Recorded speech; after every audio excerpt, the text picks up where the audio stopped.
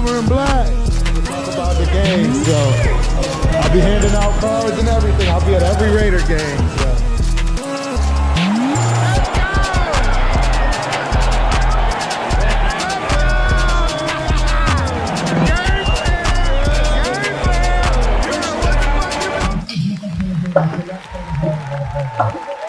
Good morning, good afternoon, good evening. Yeah, Raider Nation. I know. Turf looks good. Right? First off, glad to be back on the mic, if you will. You know what I'm saying. I miss my Raider people. I know it's been rough. You know what I'm saying. It's going to be a long few weeks till we get down to this final, right? You know what I'm saying. But it'll be worth it. It'll all be worth it because we're watching. We love football at the end of the day. And yeah, that's why you can see me with something on today. I think it's pretty special day for one of these teams. Kind of looks like both teams. I'm pretty sure. Everybody. But we'll wait and see. I'll wait to see if somebody puts it in the chat. Somebody let me know if, you know what I mean. It's something you know about. Everybody should know about it. You know what I'm saying? Everybody should. But first and foremost, we all know chat. Shout out to my guy, Tony Chef. Hold on. Get this right. Salute Turf, Raider Nation. 2 AFC West teams down. 1 to go. Go Texans next week. I hear you. My God, man. Raider Paul in the building. What's going on, Raider Paul? Hey, exactly. That's why I had to make sure I put the ad on, too. You know what I'm saying? Yeah, I definitely do have a special place in my heart, if you will, for one of these players playing tonight. And I think we all know, we feel like he should have been. Not to say that it would have made too much. You know, anywho, my guy, Death Pile Picker in the building. Hey, Turf. Happy Sunday. So you have to work tomorrow, right? Yeah, I definitely. Man, Baker looking serious. Y'all watching this? Baker looking serious, bro. Baker out there looking real, man. Shout out to Raider Rebel in the building. Hey, man, I just watched y'all's show. Excellent show, great show. You and Jack, Raider Boosters. My God. Y'all are both obviously welcome to Jack. Just a live, a watch party. As I typically do, but this one I'm definitely Raiders one, you know. This, right? You can't offend us on a daily income. So. It is what it is, man. But this should be a good game. I think it's going to be a real good game. I like a lot of players in this game today on both sides, right? Mainly, I'll say on the Buccaneers side, right? You got the hometown bill. Shout out to Baker Mayfield, right? He's that dude, man. He is an Austinian. One of the very few real, true Austinians. You know what I'm saying? I mean, maybe he does in the offseason. Honestly, I don't know. He's grown on me quite a bit, and to be honest, I wouldn't have liked it if he was uncle. He's better than what we had. And again, I like to always make sure I reiterate, you know what I'm saying, I am 100% an AOC fan. Just because I'm calling him as to where he is right now, even though I believe this man can be great. Yep, Turf said it. I think he can be great. I absolutely believe that AOC can be great. And hopefully it is with us, but I'm not sure. Death Pile, man, you got it already, bro. You got it already, bro. Yeah. Got that Williams, that Doug Williams on today. I got quite a few other jerseys, man. People purchase jerseys and stuff from me, right? You know what I mean? So yeah, I got a few others. And they fit. They're kind of they're fitting, meaning that a lot of these teams are in the playoffs, man. Just not us, because that's what it means. 99% of my jerseys are straight. Audio sounds distant. Check. Yep. Gabby Roser. Can anybody else hear me just fine, or anybody have any problems? Audio should be right. Somebody let me know. Thank you. I appreciate you for letting me know, Lord Rochitas. Sound is not clear, so let me fix that. Good. Let me fix it.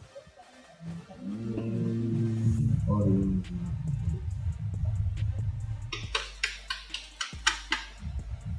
It's not clear.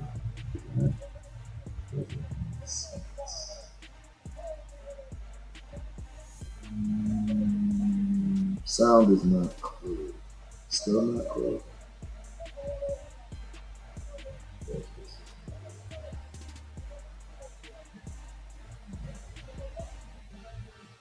Good. Yeah, sounds good.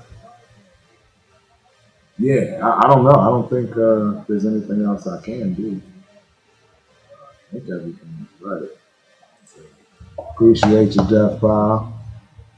Yeah, us all heads, absolutely. Absolutely remember that. I wonder if it's the, you know what? I bet you it's probably people that no, that wouldn't make sense. I was going to say it could possibly be people in Instagram. We'll check it out. We'll keep going. That file can hear me. I'll play with a few more of these settings. Yeah. Oh, it sounds good. Just talking. Oh, so okay. I see it. I got you. Thank you, wifey. I got you. Salute. Lord Rochitas. Like I was saying, yes. Appreciate you for being here. If you haven't, subscribe to the channel. Yeah, and like. And if anybody wants to pull up, that's right. Let me put that in the channel right now. You know, this is a watch party for all. Particularly us fans that aren't rooting for anybody. Right? It is what it is. It is what it is.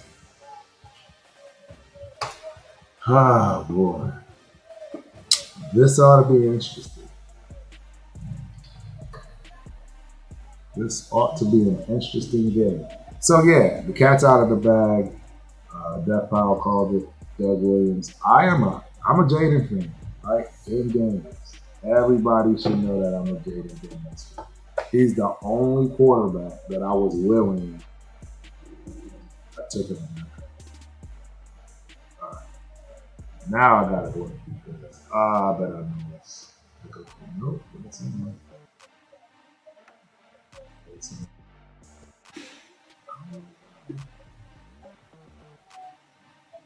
oh. Hey, Blade Raider in the building. What's going on, boss? Trying to get these vocals right. This could be my voice too. I don't know if y'all. I can listen to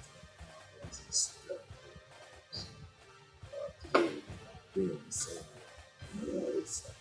bad. I don't know if I'm ever going to recover from it. That might very well be what you guys hearing from my end. It's just not good. And that might be why it sounds low too. Turn that too loud. This definitely should be. But yeah, let's get into this, man. Baker Mayfield. Yeah, he's born and raised here in Austin. I want to say he was late draft.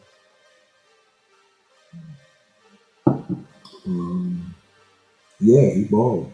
And I mean, even in college, right? Ended up transferring, I believe, once, right? To Oklahoma, or from Oklahoma to Tampa. I mean, he's been doing his thing lately. That's how I see it. What do you guys think? I absolutely believe he's been wow in that respect, as far as getting this team to where they are today. Yeah. Head coach, they're pretty solid, man. They don't have a whole lot of, well, Mike Evans. Shout out to Mike Evans. That's what I do. I like Mike Evans. Let's go. They got quite a few players. I wouldn't mind being Raiders. What do y'all think about Mike Evans? Yeah, I like Mike Evans. He's big.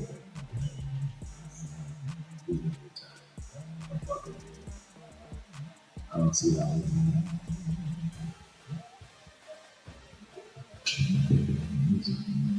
feel like something is wrong. Gravy's in the building. I can see you on LinkedIn. I can see you on Instagram. Shout out to Gravy, man. Wow, went to high class tonight. I don't know who that is, but you shouldn't be. Yeah, you got that. I'm gonna leave that one. L11 in the building. Turf Nation. What's going on? Yeah, somebody. That's part of high school combo. Has logged in. Reveal yourself. Your high school class. I like it. Excellent question. Turk, you gonna be good picking up Ben Johnson as head coach? You know what? The honest, true answer to this question is I'm gonna be good no matter what. And I'm gonna stay a Raider. It doesn't matter. You're not gonna hear this crazy. Oh, they don't pick my kid. I'm gonna be a Raider too. But I do not want him. No, I do not want him. In my opinion, it's the same thing we just had, but for very different reasons. I mean, the guy's not proven. I can actually say kid, right? I mean, he's not even 40 yet. The jury isn't out yet on Ben Johnson. He hasn't proven himself. Show me where he's proven himself as far as going from one system to another. You know what I mean? From one team to another. This is his first offensive coordinator. It's his first one. He has no other track record, right? In that respect, maybe college and all that, but look, this is the NFL, ladies and gentlemen. It's very different, and we're starting to see it. And it's like I equate it to this. This is the easiest way I equate this. I look at Ben Johnson as in everybody wants him to be the next Sean McVay, right? Because Sean McVay got out the gates early. Well, even with him, he got in a couple of years earlier, and he started pro coaching early, by quite a few years. And he is a mastermind. Sean McVay, I would give the whole house up for Sean McVay to come through and be our head coach. Are you kidding me? I don't know. I think he's one of those next generation coaches. You struck, lightning in a bottle once. I don't think that's Ben Johnson. I just don't. And I mean, hey, call me crazy, call me whatever, but he's 38 years old.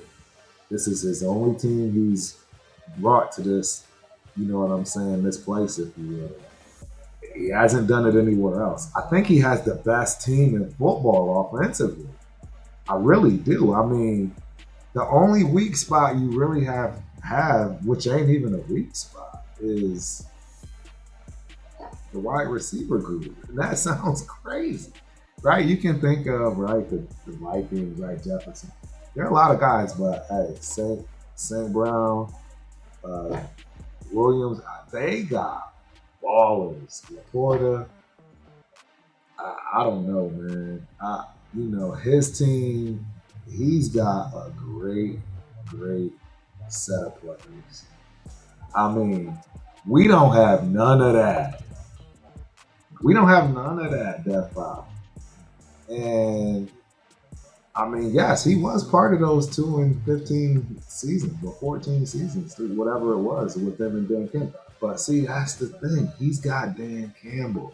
That man is a true leader of men. He can do that. You know what I mean? And maybe he's struggling. Game started already. Like Williams already getting introduced. But yeah, he even struggled, right? So long story short, man, I'm definitely going to get into this on Tuesday on Ultimate Raider Fan 32 show, Tuesday night, 8 p.m. Central Standard. But long story short, no, I don't think it's a good idea. I think we're going to end up dealing with a lot of the same things, but in different ways. You know what I mean? And that is true too. No matter who we hire, we have to load up. We need 2-3 years of very good draft. Very good draft. Is that Irvin? We need some real good years of that. Gunsmoke in the building. What's going on, my guy? Appreciate you for showing up. Like I say, anybody. I think I did put it. No, I put the guest in. Yeah, you can pull up and come online if you want to. And I'm obviously into questions, but yeah, right, we're here for the game. Too, right? We're gonna watch this. Should be a Tuesday. Laker. Yeah, that went crazy, man. Yeah, I got my Tiki cup, man. And my Doug Williams jersey. Bam! Williams. Bam! My sister's husband, my brother-in-law, he was a ride or die Commanders fan. Has been since day one. Since day one. Yeah, that's a great see. Now that block right there, in my opinion, that you just saw Bucky Irving complete was great. Look at him, Evans. Uh-oh.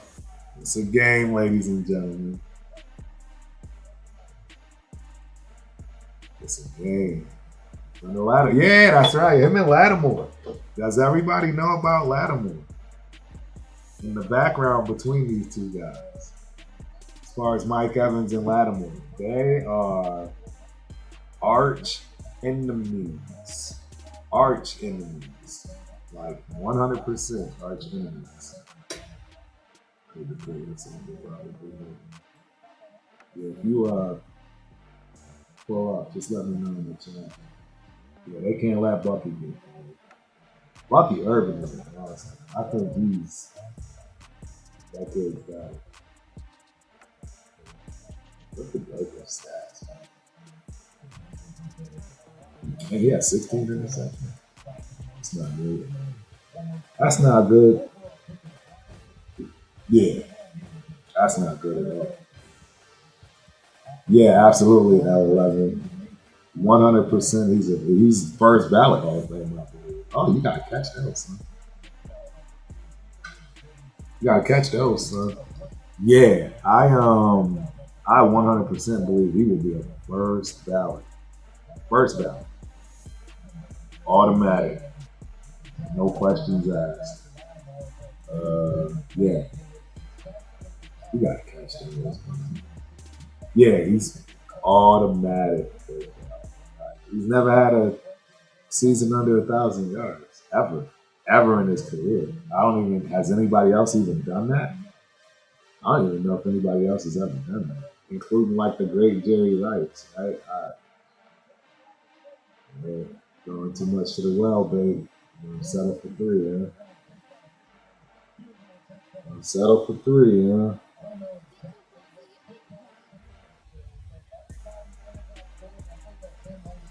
Uh-oh. Uh-oh. Uh-oh. Uh-oh. My guy, Steve Oriana. What's going on, my dude? Appreciate you for the super chat. Appreciate you. Hope you enjoy the show, man. Hey, feel like this, please do. The link should be tied to the top of the chat. Make sure I put it up. Welcome to Show Up. Ben Johnson and Cam Ward can win. Ben can win with ALC as bridge for next year. I could not agree with you more, Steve. 100%. I think he potentially might even work. And to be honest, see, this is the problem with Ben Johnson. We don't even really know what his type is. He's too green, right? Let's think about it. I mean, and don't get me wrong, you should be able to, coach any quarterback to their full potential. But the reality is, you do better with certain, type quarterbacks than others. We really don't know what he is, and right now, what we definitely know is he is the master of the statue quarterback. Because Jared Goff, I mean, again, I'll say it, I think he stole my lunch money or something. I don't know what, but I don't see anything special about Jared Goff. I mean, some people agree with me, but I would say a lot of other people don't. But I just don't see it. I really believe he has the best team in football, even over the Chiefs. I think at every position, they are more solid across the board than any other team in the NFL. That's just my opinion. You add that offensive line with Ben Johnson, and it's game over. But the one question nobody's asking themselves, I mean, I guess they just assume and believe it's that easy, right? So, Ben Johnson's going to come in, be the head coach, and then just play, call plays, etc. What, he's not going to bring in an offensive coordinator? What is that offensive coordinator going to do? Right? Is he just going to have to run Ben Johnson? Like, there's just too many. There's too many unanswered, just ambiguous questions out there to just bring in a Ben Johnson and think it's just going to be roses. I don't see it. And I'll tell y'all right now, my guys know this one. I have no problem, telling it. I want Pete Carroll. Hey, we got a new test, ladies and gentlemen. We have a new test. I don't know if y'all, if y'all are used to hearing me say, hey, don't pass the rundown test, right? That rundown test, it's ageism, and right, certain players don't pass the rundown test, meaning your expiration date is coming to a close fast. Hey, it is what it is. Father Time has lost to nobody. And, I'm just going to go along those same lines. And now, as far as head coaching and coaching in general, I now have a new test. And my new test is seasoned coaching across the board. When you have an organization that has been as terrible as we've been for so long, or any organization that's terrible for a long time, that's not the time to get a young gun.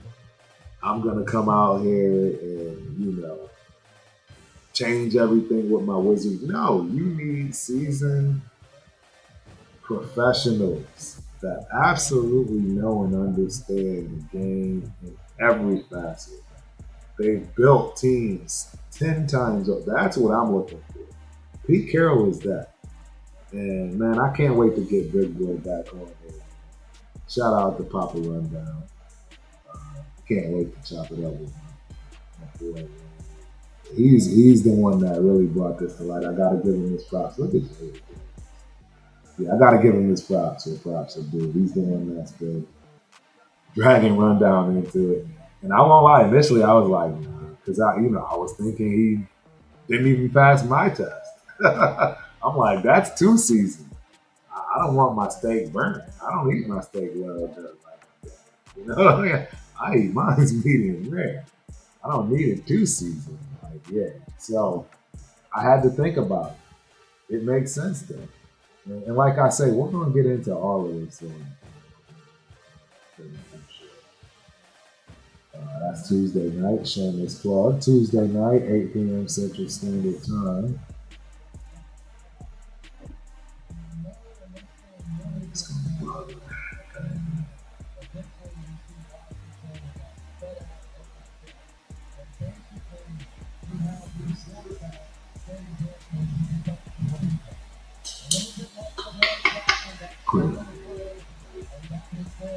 Yeah, everything should be fine. Now, my voice is messed up. I don't know. Got 36. Tampa Bay is up 3-0. Still early in the game. Jaden Daniels, look at that teardrop. Oh my God, this kid is special. This kid is absolutely special. Jaden Daniels is special.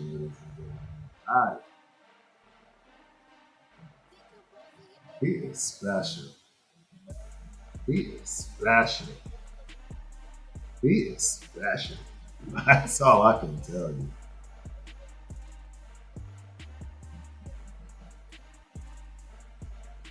Unbelievable. Unbelievable. That could become a dangerous combo. It has been all year, right? That has been. Uh-oh. You better get down there.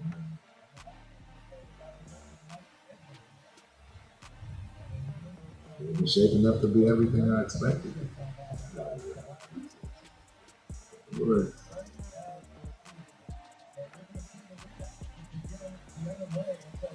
Yeah, he should have gave it to him. Yeah, he should have gave it to him.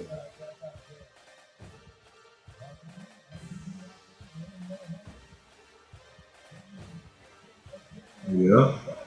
Look at him. You want that first down, young man. Very smooth. LB Raider 10, I see you in the Instagram chat, man. Pull up if you want.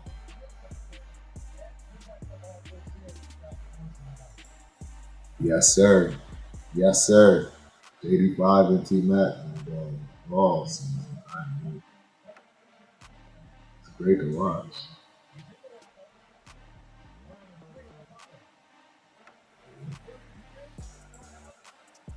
He's going to get that. Ooh. Uh-oh. We're done. Great defense. Great defense. Do they go for it here? What do you think?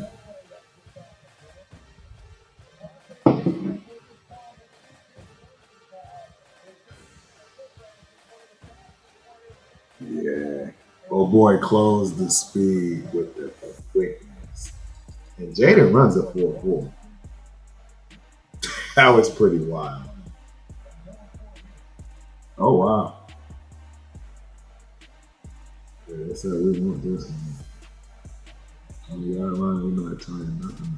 Uh-oh. Oh, terrible, bro. Terrible, bro. Oh, that was not good. That was not good. What?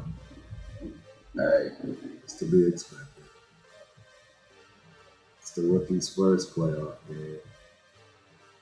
He must have gotten that something. But yeah, I mean, this whole Ben Johnson thing, and hey, I'm sure you'll see me on one of these lives at some point saying I wanted Ben Johnson. Again, putting the cart before the horse, and not learning from your previous mistakes, right? That's an issue, and not listening to the elders the first time when it came to AP. Everybody was on board with AP. Everybody thought that was going to just go well. It did not, right? It did not.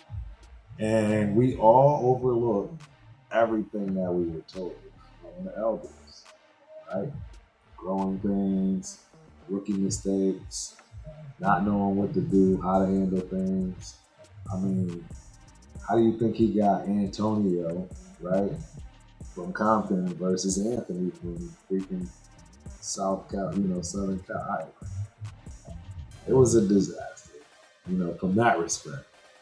I could see it on his face pretty much every press conference. Sometimes you see him say things he probably wishes he did, vice versa. He didn't say much at all. I don't know. It was just a weird situation. I don't think he'll get another head coach. Probably it's gonna take some season, right? Because he didn't. I mean, so 11, he was probably trying to throw it to where the defenders couldn't catch it. Yeah, no, I agree. I mean, the last thing you want to do doesn't matter. You don't want to. Hey, look at my guy. Happy New Year, Turf. What's going on? What's going on, Angelo? Hold on, let me. I can barely hear you. Say something. Say something. Testing. Am Okay. I on? Yeah, I hear you a little better now. Or maybe. Okay. Oh, I'm tripping. I didn't have my headphones in. Is that what it was? I think so. But yeah, you sound good to me. So chat, let me know if you guys can't hear. It sounds good. My hearing is all messed up right now because I just got back from University of New Hampshire. You were in Minnesota, right, Turf? Nah, University of New Hampshire. Oh, okay. Yeah. We played UNH. Well, my daughter played UNH. Right. So the reason I'm laughing is because we all know UNH is where Lowby came from, right? That's where Mr. Lowby played football. I found it ironic that I'd be going there. Yeah, I'm watching the game too, obviously. So this is a watch party, ladies and gentlemen. This is not a regular show where I'm actually, I'm watching the game too. So yeah, y'all got to deal with that too. Jeff, what's going on, man? Come through when you can, if you can. 11. Hey, Rudy Beemore. You remind. Is this severe? Shout out Rudy Beemore.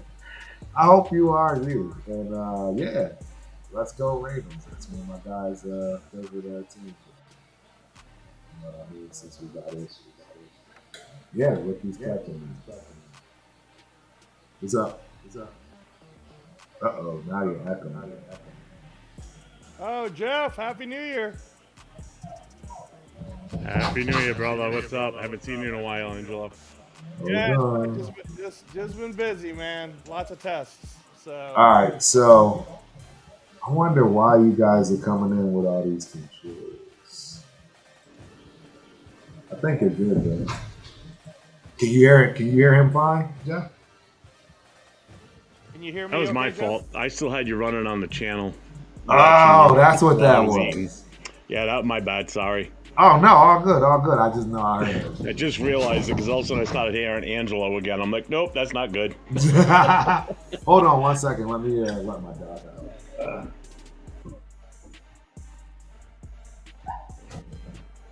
You can hear me okay, right, Jeff? I can, but you are a little soft. Like, I hear Turf with no problem. Okay, let me see. I'm trying to figure this out. I got the right settings on. Uh-oh.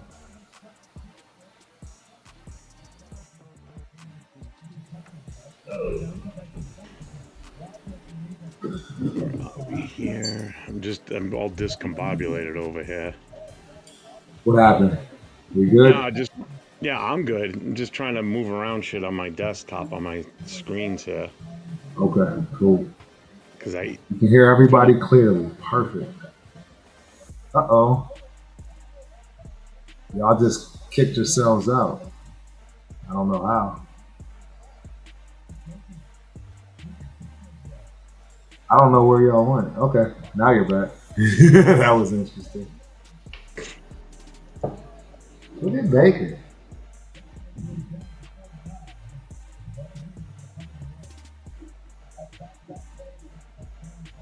So what's y'all thoughts on this game? Who do you think's going to win? I'm going with Tampa Bay. Okay. Yeah. I just think Tampa Bay is like a dark horse here in the playoffs. Yeah. I think that, I mean, obviously it's hard not to go for Tampa Bay, right? But where it'll be interesting, Turf, is Dan Quinn as head coach for this team. Yep. You don't know what you don't know. So right. I don't think he's that scared. He's kind of like, I'm just playing another game. Like he doesn't really seem like he's bothered by it. So right. I think it'll be exciting. It'll be close. It'd be interesting to see Washington win, just because if Washington wins, how does it work? Washington has to play Detroit, and then the winner of the Rams Vikings now has to play the Eagles, right? So, kind of break it up. But I bet obviously I'd like to see Baker do well too. So we'll see, man. It's close. It's only 3-0. We'll see. Exactly. Yeah. No. Absolutely. It's actually absolutely close. The game just basically started. So exactly. You want me to stream for you, Jeff? Yeah, if you could, that'd be awesome. Yeah, shoot over your info as usual. I'll get it started over here on my side. So, Turf, I know you've been like super busy with all, with your daughter and all that stuff. But when are you going to start settling down, man? Because you already missed the first boxing match of the year, and then there was another one yesterday. I know. I told you, Jeff, boxing is every week. It is not. No, I know.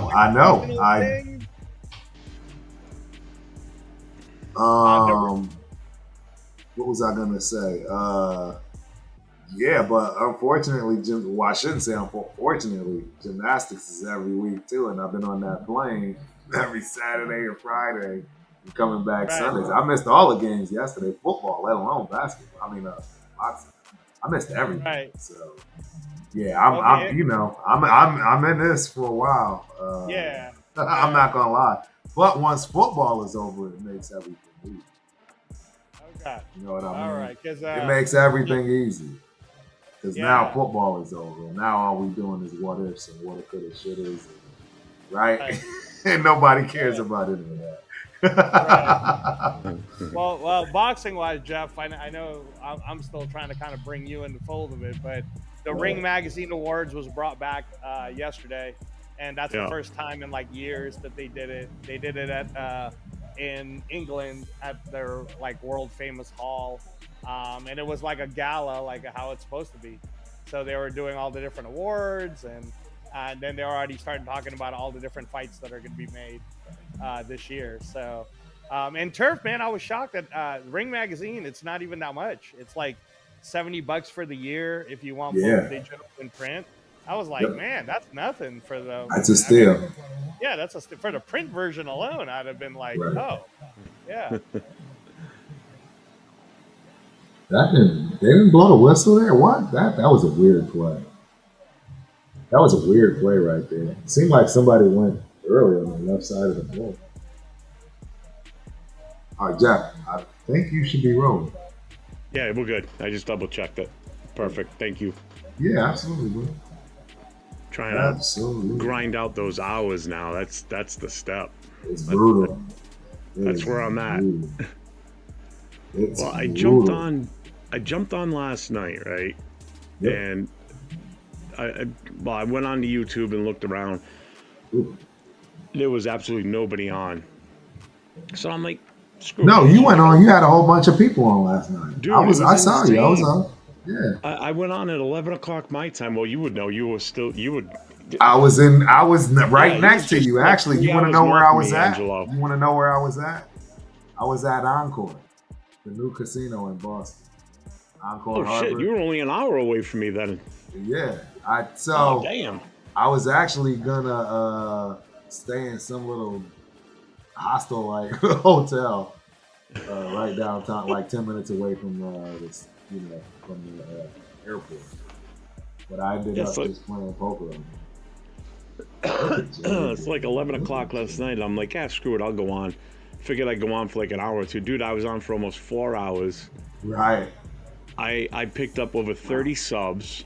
Yep. I had an average of between 60 to 80 people in the channel at all times watching and chatting. Yep. I got well over 10,000 views last night in that time frame. And I did it with that vertical. I've been doing the vertical for the last week. Right. And what a difference it makes just making that change. Because it shows up on a shorts feed. Right. It shows up everywhere. Through, because most of the people are doing it on their phones. So they're doing the scroll through on their phone, and it fits that format on the phone. It's just a perfect mix, you know. So I was like, I'm gonna keep doing it that way. This is perfect.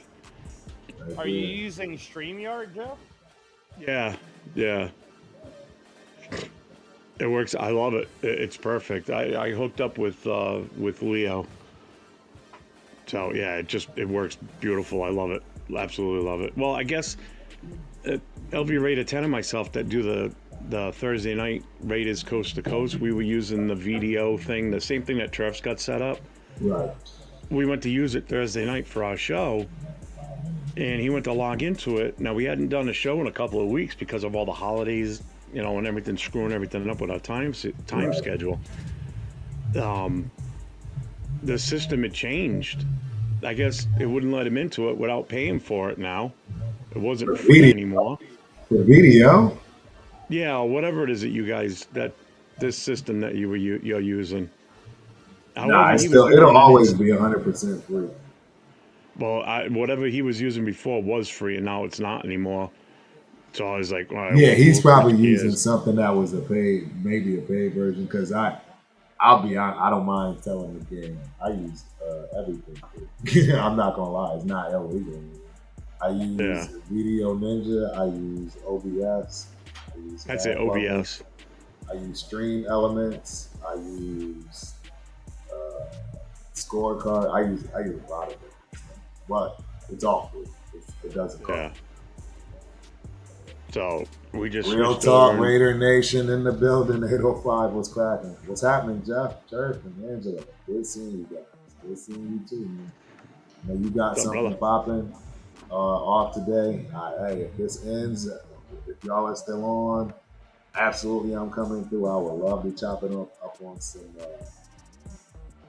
film, man. That's something I haven't been able to do with anybody but myself, really, and I haven't done like a straight up, like let's break it down block for block, things like that. I would love to do that. So absolutely, both show. We'll figure that out. All right, so L11 came across the post about Devin Haney and Ryan Garcia. Ryan was talking about he's willing to take a drug test, but he's taking it a month before the fight. But Devin wasn't cool. You'll see that fight come through, L11. Again, that's what it was pretty neat to see in the Ring Magazine Awards. All these people that are rivals are all like sitting with each other. I mean, like they had Oscar De La Hoya, who basically talks so much shit about Canelo, and they're like 2 feet from each other. And there's a lot. Again, with Turki Al-Sheikh being in charge of boxing now, all these fights that you want to see, you're going to see it. It's just going to come down to timing, is all. But yeah, but again, man, L11, if you are watching boxing, if you have not seen Jai Opetaia versus David Nika, which just happened last week Wednesday in Australia, that was a huge event. So let me put it to you in terms that maybe like a Turf would understand this. So Turf, you remember a guy by the name of David Tua?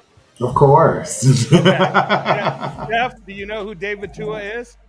No idea. Boxer. Okay, so all right. So back in the day, he was probably the best puncher we never saw win the world title because Lennox Lewis dominated during that time. Jai Apataya, Turf is basically David Tua on steroids, bro. He's crazy good. He moved like Pacquiao at cruiserweight. It's insane how good this kid is, and he's only 27. Yeah, it's wild.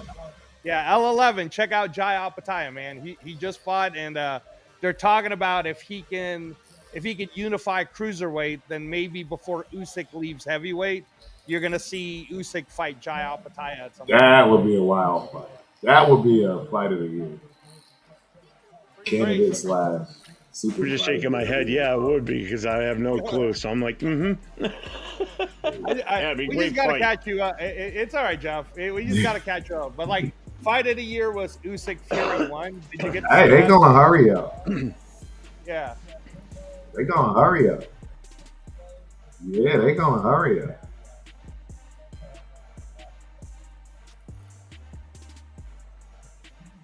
Ooh, they changed everything. He's another good running back.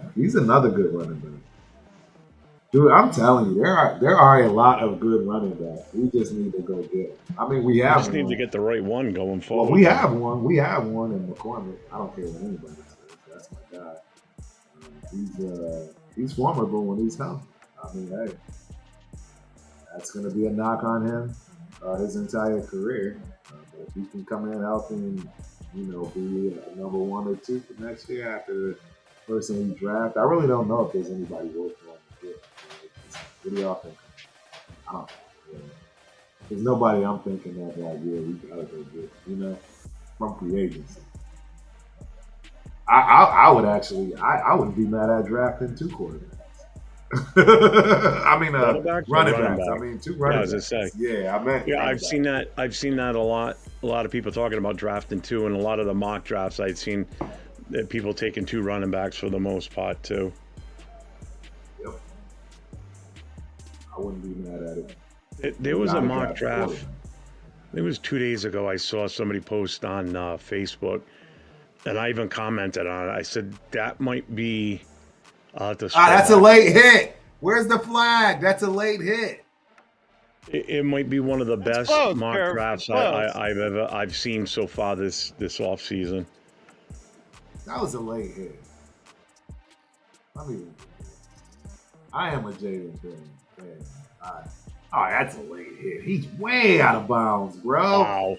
He's way out of bounds. That's not. I mean, he put him airborne on that hit. His foot is out. He's all the way out.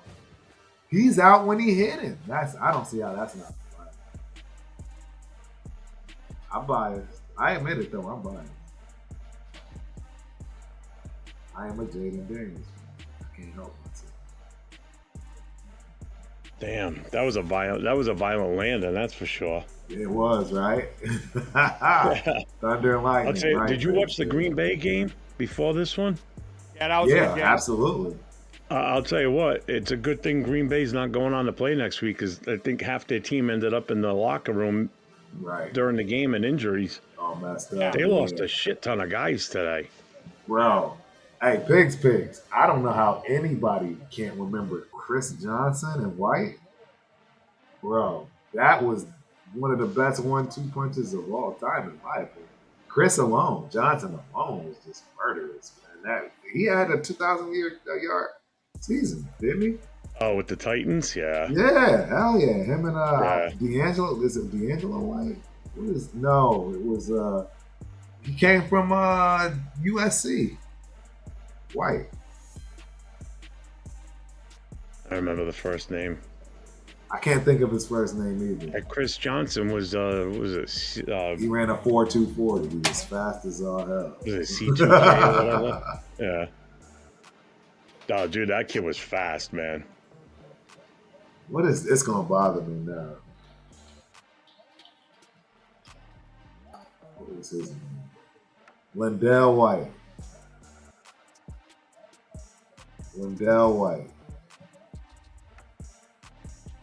Tennessee Titans running back. Yep, Lindell. He was huge, man. He was a big boy. Big Daniels. This dude is just dangerous.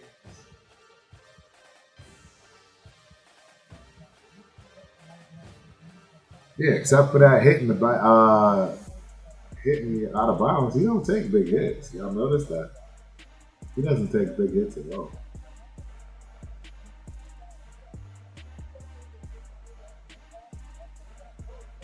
He could have threw it to his running back on the left. Wide open.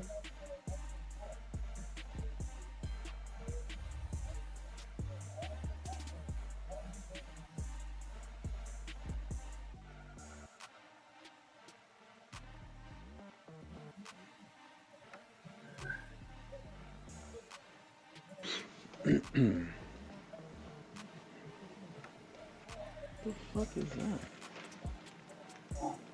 Yep, that way. Yep. Yeah, he was a big dude.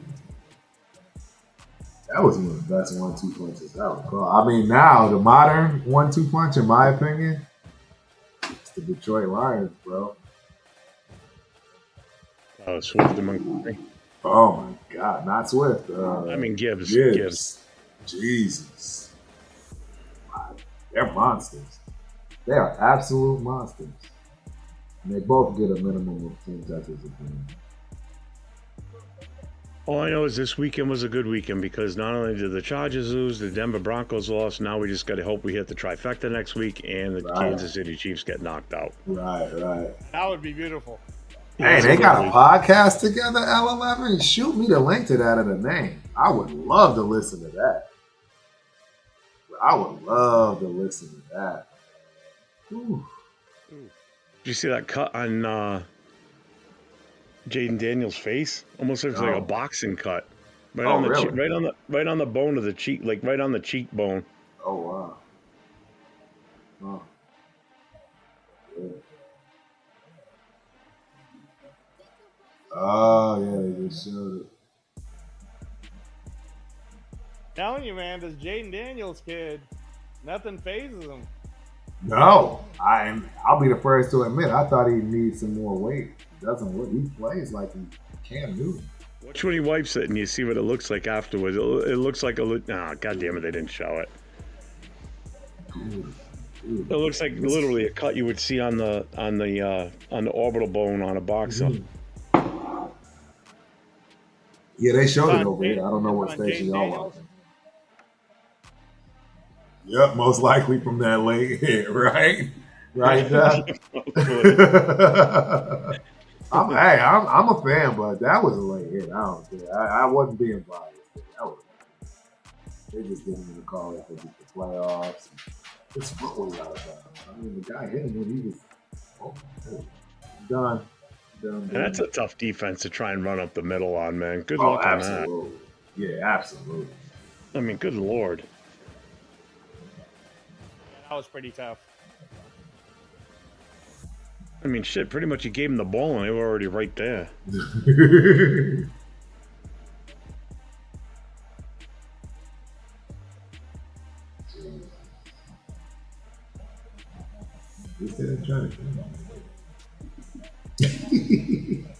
Sir, if I was watching you before I came on while I was eating and I heard you talking about the coaching and everything and yes. you know, the searching that we're doing, yep.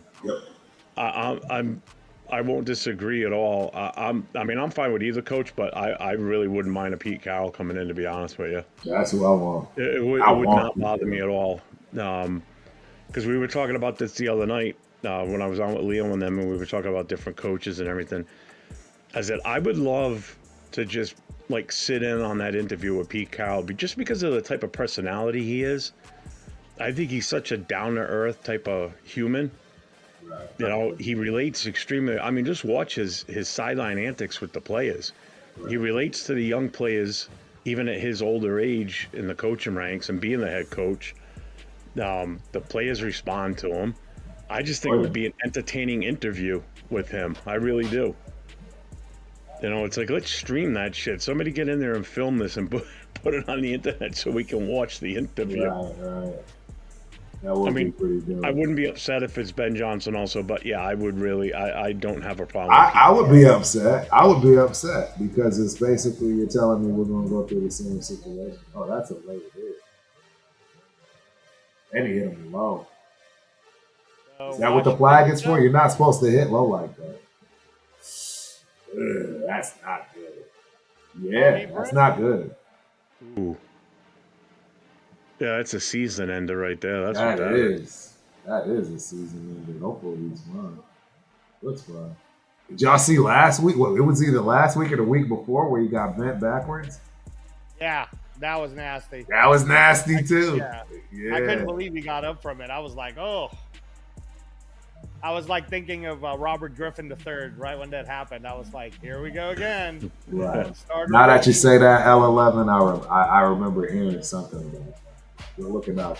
Definitely check that out. Yeah, Pigs. I'm good with Pete. If he has a protege similar to Jesse Minter with the Chargers.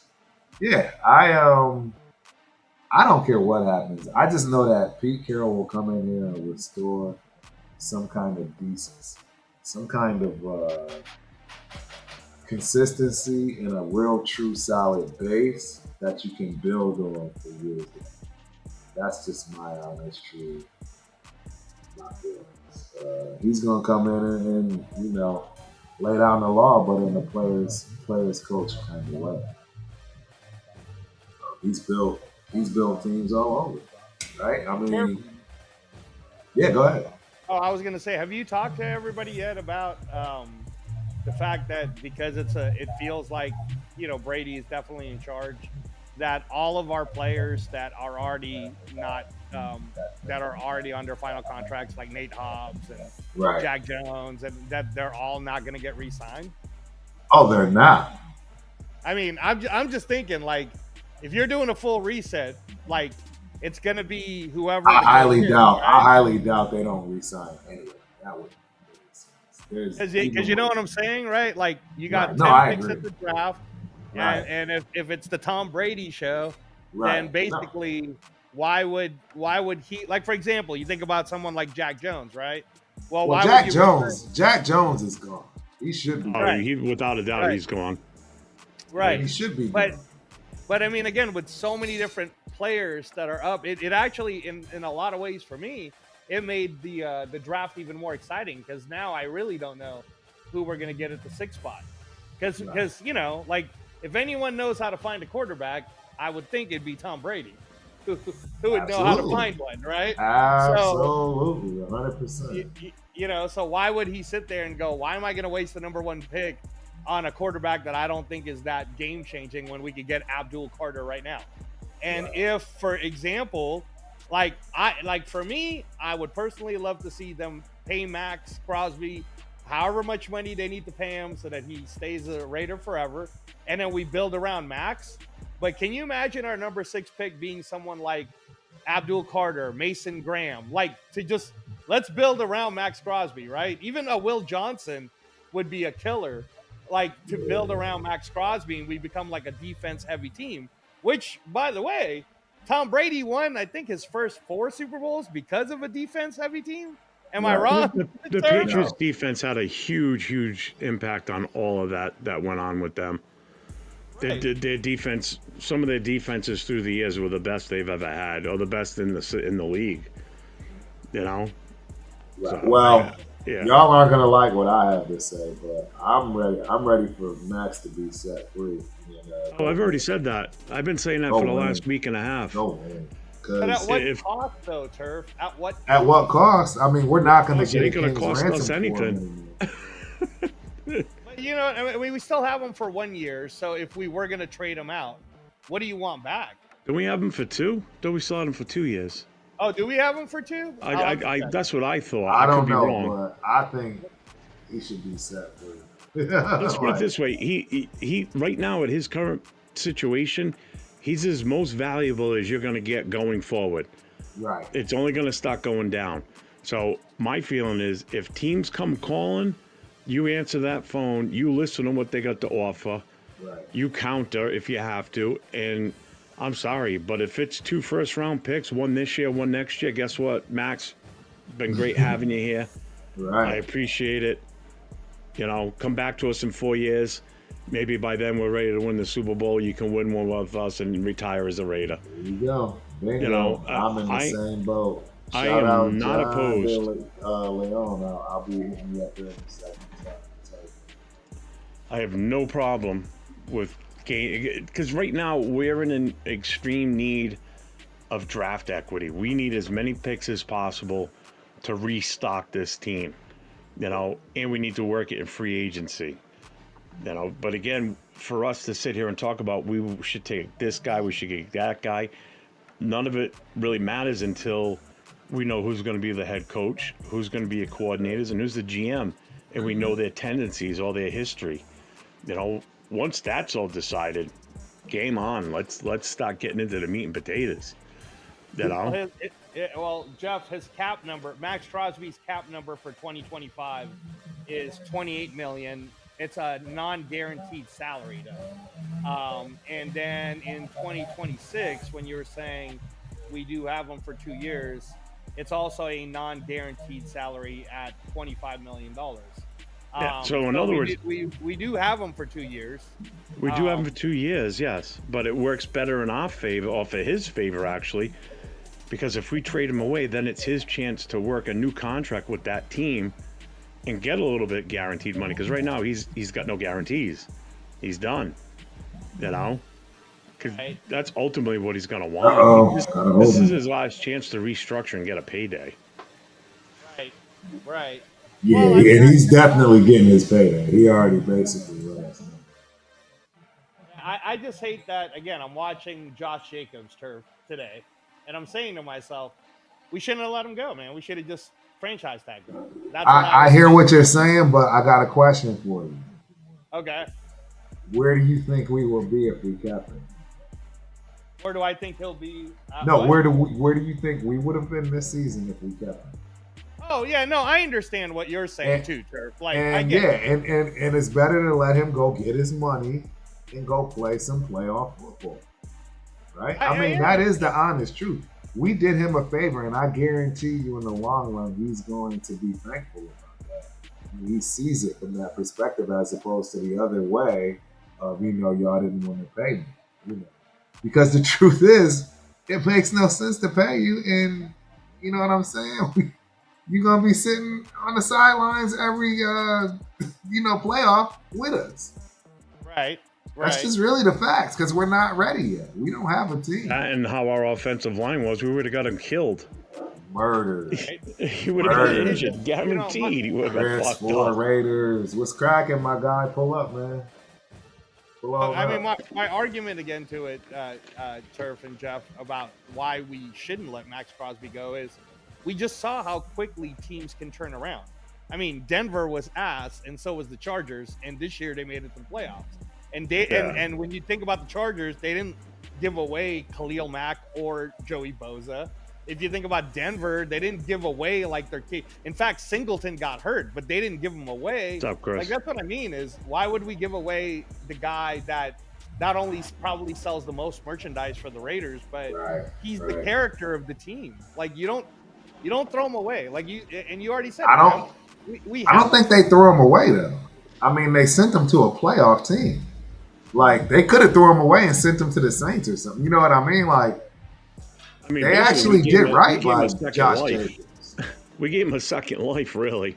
We did him a favor in a lot of ways. I think a lot of people will look back at that, and when they see it from that perspective, right, say yes. It'd be no different from Max Crosby. Like, Max won't leave on his own, but we should force Max to leave because, A, like you said, we'll get something in return that'll be valuable to build a base on, and he'll start winning some games that are meaningful.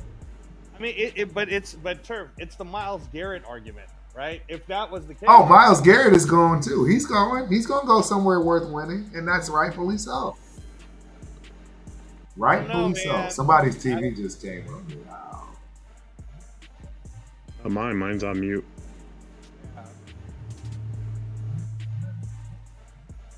Oh, wait, maybe somebody's. Oh, yeah, I think. Yep, Chris. He don't know he's in it.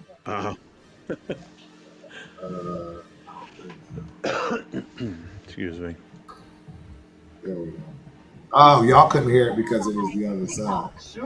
Now you could probably hear what I'm talking about. What up, what up, what up, Chris? You are in the building. What's up, Chris? What's up, Chris? Oh, man. What's up, fellas? How y'all doing? Good, man. How are you? New Year. Can you hear me okay? Yeah, absolutely. Hey, fine. Can you hear me? Yeah, absolutely. Yes. Good. Yeah, I changed up the view so we got a better look. Oh, okay. We're talking about. I was just stating my case, Chris, as to why I don't want to trade away Max Crosby, and I just want to keep him and build around him. Right. No, it makes sense. I would love it too, man. But building around him. So, how much longer do you think Max really honestly has? How much longer? He's in his 6th year. Yeah, but he's only 27, Turf. So if we're going by how okay, so that's like saying, how much longer does Bobby Wagner have? He's playing tonight, dude. That's the same Bobby Wagner that was with the Seahawks. You know what I'm saying? And he's having a career year but he's again. not in his prime and actually really doing it. Right? He's just. Go ahead. But you know what? You can't compare Bobby Wagner to Max Crosby. They play total disposition. That too. Bobby Wagner is not banging against 300-pound linemen all Every single day. play. No, I agree. Wagner, wait. Wagner plays linebacker. He played first. He played Mike, then he played Sam. So he's not banging against 300-pound linemen 24 hours a day. So he's gonna have no more durability. Oh, all right. So Chris, to your point, I just want to say, how about a guy by the name of Calais Campbell, who almost made it to the playoffs this year, playing with the Miami Dolphins? And in fact, if Miami wanted to do him a solid, they should have just released him so he could be in one of these playoff teams. And he actually mattered this year. And Calais Campbell is old. You want to talk about old? So if He's Max like Crosby 38, dude. Yeah, I mean, that's what I'm saying is if Max Crosby has another even 10 years, it's worth it to keep him, right? But I'm talking about the fact that we haven't seen him at his peak yet. Turf, it's like, why would we let Max Crosby go when he hasn't hit that Alexander Usyk peak yet? He hasn't hit his peak yet. Because our team is terrible. We have so many holes that we need to fill that it's not going to matter that he's on our team. No different than JJ because he's not going to be winning for years. We have that minimum. We have that minimum. See, and that's the thing. People are seeing these other teams do stuff, and maybe turn it around in 2 or 3 years. I don't think people understand how bad of a dysfunction we have at the Raiders, and it's going to take way more than 2 or 3 years. And a lack of talent in a lot of positions too. Not only, hey, everything starts from the top. Let's be honest here. Our front office has been dog, you know what? Period, across the board. They don't treat players right. They don't treat the players' families right. They don't treat the coaches right. So, I mean, what makes you think we're going to just turn that around overnight? It's not going to. We've been so dysfunctional and bad for 20 years. 20. I know. Okay, but Turf, and we're just going all of a sudden 3 years from now because we make one change that makes sense. Now it's going to be 2-3 years and we win. Turf, let me just say this, and then I'll let you go, Jeff. Yeah. Were we worse than the Washington Commanders? We were not. We were not worse. No, absolutely we were. Absolutely we were. Okay. Absolutely we were. I would say yes, we were. We were bad in our office. The Washington Commanders had a bad owner and president. We had bad in all levels. Everything across the board. All of them. They had one guy 3 years ago who was sitting there embezzling money from the organization. Mark Davis finally found out. Right. He was stealing money from the organization. Dude, we are the most dysfunctional, delusional fan base, too. I was part of it. I was part of it. I know what I'm talking about. I was part of this optimistic delusion and fantasy world, too. And I'm no longer in those streets. Come on, Turf. I don't do those streets. You gotta stay hopeful, but I'm hopeful. No, absolutely. I'm not going nowhere. I'm just letting y'all know the truth. Like, I just, They got I that's just the I don't know. truth. He is wearing a got the wrong Redskins jersey yeah, he got tonight. the wrong jersey on tonight. So I don't know. Oh, No, we switching. Nah, man, it's Doug Williams, baby. yeah, It's Doug that's what I was Williams, gonna say. It's man. a Oh, Doug Williams jersey. I love Doug Williams. I love that Washington Doug Williams. There you go. We watching the Redskins for the first time in the playoffs in how long? Yeah, no, that's crazy. No, But and they've then- been making. But look what happened. They got new ownership and they started making the Exactly. right moves immediately. They We're never makes gonna me get feel- that. well, they makes me got feel the good. whole organization out. Tom completely. Brady is not. They See, fired so this is everybody. the other thing you got to understand about Tom Brady, the Patriot way, etc. It's ingrained in him no matter what he thinks he's going to or want to do. But that style takes patience, and that's not what the NFL has anymore. Now, since he's owner, That's what the fan base doesn't have either. exactly. Yeah. Now, because he's owner, we have a better chance at doing it now because we know that Brady has a backbone. Brady's not going to care about what the fans say. Unlike Mark. Mark just coddled to the fans a lot. Let's be honest. That's how we got AP. You know what I mean? He didn't want to make the same mistake, like right when he went Versace, because we yelled at him for that. He's been listening to the fans. We are the last people to listen to. I'm sorry. We just are. Yeah, because We we're are- fucking I mean, it's stupid half the time. It's okay. Listen, It don't make it's sense. It's okay to listen to your fans because they are paying you by buying your Nah, tickets. you know what I mean, Wait. though, It's okay to listen to your fans because they're buying your tickets and your merchandise stuff and Right. your food in the stadium.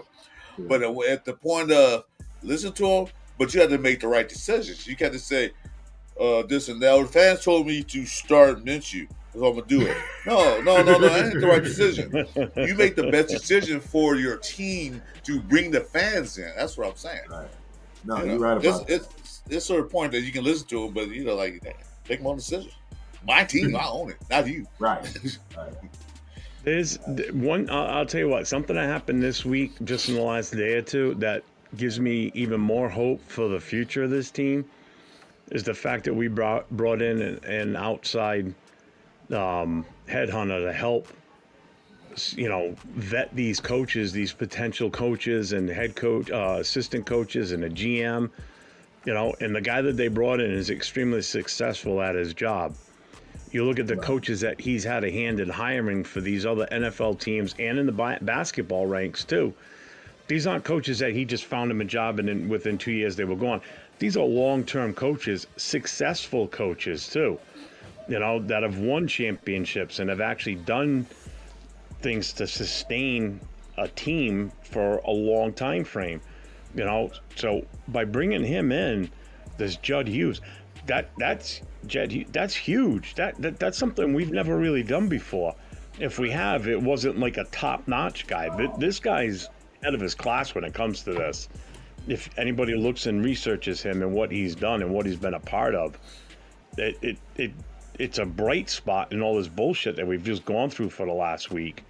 And bullshit, I mean, I know people didn't want AP and everything.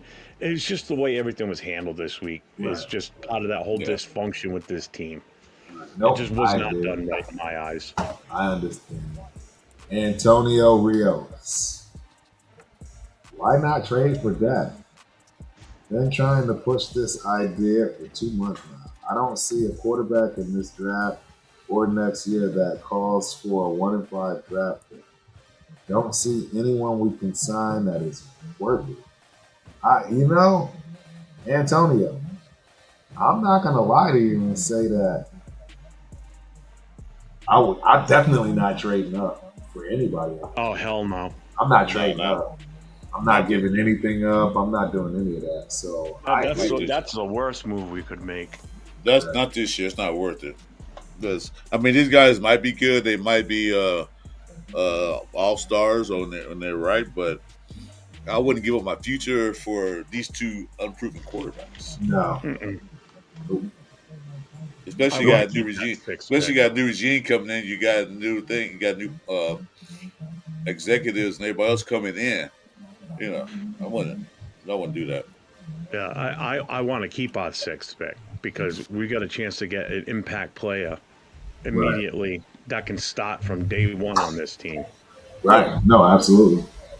Jeff, who do you want at number 6 if he's there? Who's your go-to for number 6? I want history to repeat itself. I want the kid from Arizona. That's it. Arizona, you said? I don't think he'll be there by the time 6 gets there. Salute, Bear Raider. Huh? I don't think he'll be there by the time we get No, there. I don't think he will either, but yeah, that's I mean, who you I got- want. If they fell to you me, got I mean, that's what I want. You got Travis Hunter. That guy gonna go before we get to him, maybe. Well, there's talk of Hunter not coming out now in the draft. Who? His father supposedly, I've been reading shit on Travis Hunter where his dad wants him to stay another year because he's still got a year of eligibility. Yeah, he does. And plus, they got. I doubt he stays. He's gonna get the bag. I do too, but I'm kind of hoping he comes out because then that means your 1, 2, and 3 are going to be the 2 quarterbacks and him, more than likely. And then, so now you got 3 players that I know I want at number 6. It's Abdul Carter, T-Mac, and the kid Johnson from Michigan. Right. We're going to get one of those 3 because the other 2 are definitely probably going to go before us. Right. I rather have Abdul Carter from Penn State. That's who I want, too. Those 3. Hey, everybody I just don't have faith. faith.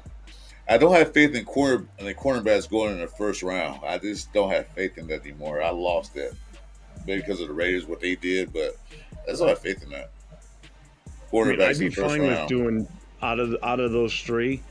I like Johnson, but I would probably go Carter first. If he's going and T-Mac's there, then T-Mac for sure. Yeah. Because again, it's somebody that can have an immediate impact on this team and play from the Washington start. up. 10-3. Washington up. Field goal made. Because you get Will from Michigan. That's it for Jack Jones. Done. He's done. Jack Jones. I think Jack Jones will probably be out here anyway in a little while because AP's not there protecting. Right. Oh, he's going no matter what. Whether he, It's time for him to be gone now. He got all he deserved, and he's not gonna improve without AP. That's just he's not a bad player. He just sometimes misjudge and take too many risks. Just play the man. Trying to go with a pick every time. Like, come on, man. Can't get him every time.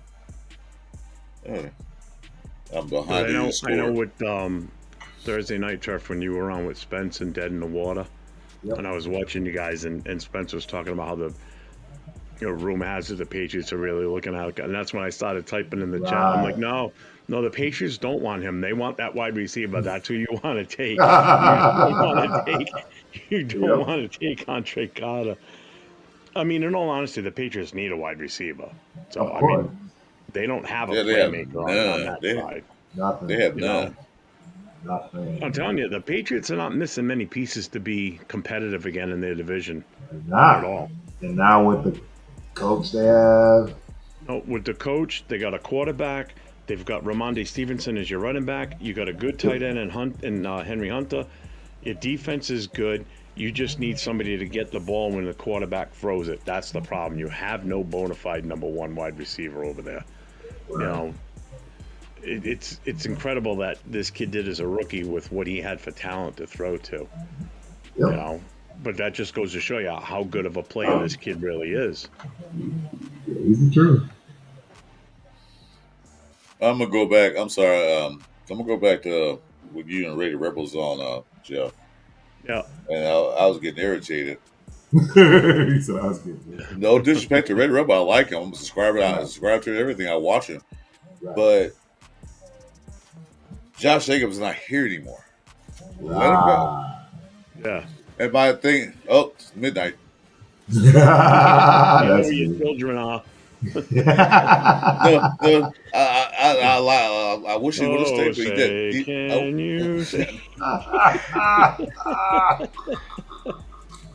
I said, I wish they could have kept him, but they didn't. Right. And to be honest with you, do you think he can run like he did when he was with us this past year? No. When he got on yards after that prior year, he had the top 10 offensive line in the NFL that time. Well, There's no possible way he could have ran like that against. No, with this. And I saw that run he had made, almost got a touchdown. Yeah, They got a line. He don't got that here. Right. Anyway, he's and that's what I said. Look at Baker Mayfield, boys. Look at Baker. Yeah, Y'all are watching the game, aren't y'all? Yeah, it's on. I ain't gonna lie, I'm watching the game. Yeah, I'm behind. I'm behind a little bit. Yeah. I'm behind. I'm watching. So fair Raider. With Johnson and Brady running things, I'm even more convinced Sanders is the target. I agree with you, fair Raider. And I think, you want to know what else I'll say? While I'm watching this, I think they may have gotten rid of Tom Telesco because he wasn't going to be winning. So I don't think he wasn't. They probably asked him. That's what I'm saying. So he probably said, "No, I'm going to stay in my 6 and pick the best." Nope, get out of here. Here's the door. Bye bye. Evans, it's what we dealing with. And that's probably one of my weaknesses too. With talking about the NFL and everything is GMs. I don't know GMs. Right. Like I can't sit and be, I can sit in on a conversation and might throw in a little 2 cents here and there. But when it comes to when people want to start talking about who do you think's a good GM to come in here, I honestly don't know. No. You know who I know about GMs about? I know about Pioli. Yep. I know about Telesco, and I knew about him before he came to us because I knew the Chargers. I knew like Lynch, guys like that. Other than that, like I heard a name the other day, Agnew. I had to look it up. I have no clue who he was or where he came from. This other guy from Tampa, Spytech, somebody threw a picture up of him. I'm like, well, it looks like with his name because he looks like a CIA agent. He's in a suit with dark glasses. I'm waiting for an earpiece in his ear or something. Right. I don't know general managers. I don't know who's good, who's bad. Right. Honestly, though, Jeff, I really think that the Tom Brady being an owner is something that Mark Davis really wanted to push, because for the longest time, Mark Davis kept saying, he loves the team, he loves the Raiders, the whole bit. He doesn't know football. About football, right? I honestly believe this in a lot of ways. It just relieves Mark Davis of his duties. Like he's kind of like, okay, great, now we have an owner. Like this isn't John Elway where I hired him to be president of operations. This guy's got skin in our whole team. He's an owner. Yeah. So now I feel like, if anything, it's going to become more like Jerry Jones. I think that Tom Brady has a lot more power than a lot of people are not saying. Like, I think Tom Brady's sitting there, and I think maybe the reason why he let Telesco go was more so for him to be like, well, I'm going to make a lot of these calls anyways. Right. So whoever the next GM is, whoever that might be, that's why when you were saying, Jeff, the Pete Carroll thing, I mean, I don't disagree with you. I think Pete Carroll's great, but I think the Pete Carroll thing will only work if Tom Brady and Pete Carroll get along. And I don't know if there's a relationship there. True. The Ben Johnson thing is, Ben Johnson is a kid. I mean, Tom Brady, I think, is older than Ben Johnson. He is. There's no think about it. Ben Johnson is already. So so Ben Johnson's a kid. So the way Tom Brady would see it is, okay, cool. You'll be my Jimmy Johnson, and I will be Jerry Jones, and we're gonna go ahead and run this ship the way it should be run. And I think that, again, like for us who are the fans, like you said, Turf, we're the worst people to listen to if you want some advice, right? So then I have to again remain. I think Chris used the word hopeful, right? I have to remain hopeful that if the greatest quarterback of all time, who was the 199th pick, doesn't know who to get, then I don't know what to tell you, man. Because I bet you that guy is sitting there right now going, yeah, I don't know if I really want Shedeur Sanders if we got to give up anything. And if anything, I could see Tom Brady going, wait a minute. Oh, the board's falling pretty good. Let's trade down. Let's trade down to somebody who's desperate, who wants to get so-and-so because they think T-Mac is such a big deal. And in Tom Brady's head, he's like, no, what we need is the next, defensive, like the next thing that's going to build our team. So I could see us trading down from 6 and then getting all of these pieces like that you're talking about. Nah, I can see that. That makes sense. Yeah. Because think about it. If we let Trayvon Moore go, and I'm not saying we are, right, Turf? This is for the sake of our no.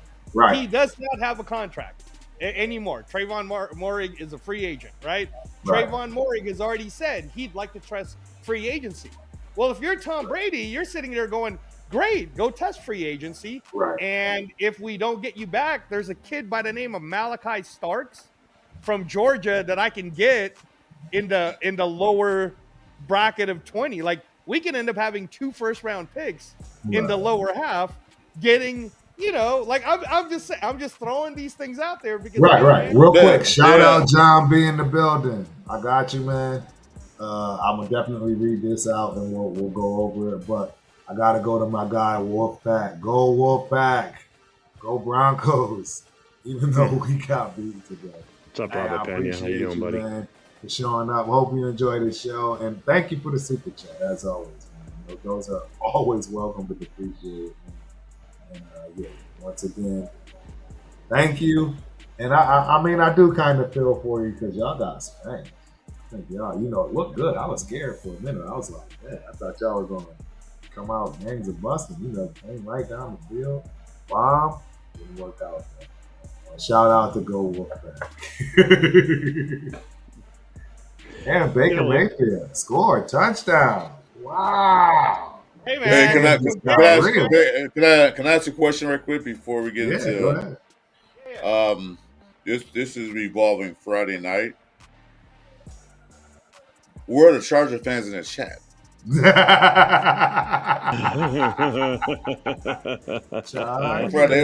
Friday night they were blowing the chat up Friday night. Where are they? Where are you guys at? Right. I'm waiting. That's true, right? That's true. Well, they were non-existent on my show last night when I went on. Not a single one of them showed up. I told They you were guys. quiet. Like Very quiet. As good and talented as Justin Herbert is, Turf, all I know of him in the playoffs is he choked it twice. I've seen him choke it twice already. So I'm telling you, that's all I want to say. He's the Chargers version of Derek Carr, plain and simple. Yeah, Plays great during the season. Plays great during the season. Okay, yeah, it looks like we're going to make the playoffs. We had a great season. We got a lot of wins, whatever. Right. You can't get it done. Cannot get it done. Just fails every time. Cannot get it done. I don't know what it is. Yeah, you're right. It's like that curse. Some players just have a curse against them, and they just can't get over that hump. Yep. Will he get over it? Who knows? I mean, how was your coach? I mean, there's always a chance. See, the Bronco fans wasn't blowing a shut up. They were, yeah, we there. But the Charger fan was just going off, going crazy, and they're going to win. Nasty. Win They're not nasty. everything. They were just belligerent. It was just disgusting. Like, yeah. You guys ain't won nothing yet, and still won't win nothing now. But honestly, they shouldn't have even been in it, Chris. Like, the Bengals really should have been in the playoffs, man. Correct. Yeah, but the Chiefs didn't want to play the Bengals. They knew that. They didn't want to play them. They didn't want because they know Joe Burrow is a Chief killer. Yeah, Joe, Chris, that's a duck. That's what we call a duck in boxing. They were ducking. And I heard Travis Kelce, he's like, "Oh, we'll play in the parking lot." That's what boxers say when they duck somebody already. Like, you already had a chance, man, to make a deal. You didn't want to make a deal. Yeah, we're not scared of you. It's just, yeah, you are. Why you ducking? I'm right here, right now. Let's go. And honestly, I think that was a bad move for the Chiefs, man, because what if they would have just beat Denver, then Bengals come in and Bengals eliminate the Bills? Because I think the Bills is the scary one. If I'm the Chiefs, I'm scared of the Bills, man. I'm not. I'll be worried about the Ravens. You think the Ravens are? You think the Ravens are going to beat the Bills, Chris? I think the Ravens learned last year what happened. They should have won. They messed up on a few plays. I don't think they play Chiefs again. And Chiefs are not as good as an offense as they used to be. I think the Ravens learned, they got the same coach, most of the same players, and got some better players. That's it. We remember last year. We're not going to let that happen again. So Chiefs should be more scared of Ravens than anybody. Right. If they match up. Okay, so here's my argument to it, Chris. Wait, one thing. It wasn't for Zay Flowers acting stupid on that big catch. Yeah. They would have been ahead. That was a touchdown. But he acted stupid. He's a rookie. So, yeah, but go ahead. I'm sorry. Go ahead. No. I was just saying the reason why I think the Ravens, and I believe me, man, I wanted the Ravens to make it to play the Chiefs, but I think it'll end up being Bills versus the Chiefs unless the Texans could upset them. Is the Bills to me? That'd be beautiful. Kind of like you'll like so this, Turf. awesome. The Bills, the way they play, to me, they're kind of like Terrence Crawford, Turf. Like they can play all the styles, man. Like Hey! Like, Don't use my boy for a reference, man. Don't use my boy. Like the Bills. You can say Wilder or something like that, but don't. But stylistically wise, and you know what I'm talking about, Turf. Turf knows that when we're breaking it down, it's just. I feel like the Bills can switch it up on you on any given game. It can end up being James Cook. It can be Ty Johnson. It could be Khalil Shakir. It could be Amari Cooper. It could be Keon Coleman. Like it could be Dalton Kincaid. Like they have so many different things. You never like. How do you game plan against someone like that, right? And I think with the Ravens, like, and especially with Zay Flowers getting hurt, I hope he'll be able to play on the next game. But the Ravens are kind of like Canelo, like. I know what you're gonna do. Like I know you're not gonna but I mean I'm not saying you're not good at it though. You're really good at the inside, the trenches, the run game, the whole bit. Like I get compared it. to Canelo, you keep comparing to Canelo, but I didn't see anybody beat him yet. Canelo got beat. What are you talking about? Canelo got beat bad. Oh, he got beat, but he still won. No, Chris. He's lost. No, he's lost. He's lost. He got his ass whooped by Floyd Mayweather, and I'm gonna tell you right now. Oh my God, he's not defeated. Chris, he's not defeated, but he won. I'm not a boxing fan like you and Turf. Hey, We watch boxing now and then, but I know what I see. Right. Canelo still winning. He won more than he lose. He's pound for pound. He's one of the top fighters we have in the sport. I'm just saying that. He ain't undefeated. That's why when me and Turf talk about all-time greats, we don't exactly have Canelo up there yet because he's not. I mean, I'm just keeping it real. He got his ass beat by Bivol, and I'm not hating on you if you're trying rightfully so. I mean, it was out of the way. You got your ass beat by Bivol. I get it. But he still won more than he's losing. So. Oh yeah, no. It's just like the Ravens. The Ravens won more than they losing, but they ain't made it to the chip yet. And there's a reason why Lamar Jackson hasn't made it up there yet, man. It's tough. So because he can't do it. That's the problem. Nah, it's that dude called Patrick Mahomes, man. That's true. It's really not that's to what say it his is. name. If Patrick Mahomes wasn't there, he's already beat the Bills. He's already, you know what I mean? That has nothing to do with it. I think it's. I didn't want to say Mahomes' name. You beat you. Well, that's what it is. You know what? That's why nobody else has won it, bro. That's really this competition might be loot if the Jets can upset the Chiefs. So we don't know. Right. I hope they do. Oh, I would love to see the Texans upset the Chiefs. CJ Stroud, bro, I love that kid. I wanted him. I thought we were gonna get him. He was during that year of I think it was the COVID draft or whatever. He was here for a boxing match. He was already talking to Mark Davis. It already looked like we were gonna get CJ Stroud. So I was already sitting there going, "This is gonna be awesome. We're gonna get CJ Stroud." They actually created a package for him, and the problem was that McDaniels. No, he wanted Ziegler won. He wanted Bryce Young, and he told Ziegler, "No, I want Bryce Young," and then that was it. It just fell apart. Yep, completely fell apart. Hey, how's your daughter do? Good upset because of the Chiefs' rust and score over 30. I agree, 18. Oh, they've been sitting idle for too long. They said it today during the Broncos-Bills game that it's been 20-something days since they've played as a full roster. Yep. You know, like Mahomes and all that, because they didn't play the last game of the season. You know, they had their last game before they played that was Christmas Eve. Christmas Day or whatever. So you think about it, it's been almost 20 days from they can come out rusty. They play next week. That's a long stretch. That is. That's almost like a month. You know, the only benefit It could work to their benefit, or it could hurt them. Well, that's just it. The other thing to their benefit is the fact that it's going to get everybody healed and ready to go in that time frame that was nursing, some injuries that were, bothering them, unfortunately. But we'll see. There used to be a time back in the day where I remember that we used to root for the AF West division. No matter if we wasn't in it, we'll say, "Go Broncos, go Chiefs," because they're in our division. Yeah. Now These days, now like kiss my ass. No, screw the Broncos, screw the Chargers, screw the Chiefs. Now I was so happy yesterday when they both lost. I'm like, my God. One more. This will make my season. Right. You don't need both. Yeah, I want to go back to what Angelo was talking about Tom Brady and him being the part owner now and everything. Last night on the show, that somebody said, do you think it's like a ploy from Brady to try and purposely sabotage the team? I'm like, no. I said, you got to think of it. And why you're even bringing this question up is ridiculous, but he's part owner of the team. He's invested his own money into this team for a percentage of the team. Right. So as the team earns money, guess what? He gets a return on that investment. So if he tries and sabotage it where the team is losing money because they're a failed franchise, they're not selling stuff, they're not putting people in the seats to buy tickets, he's losing money.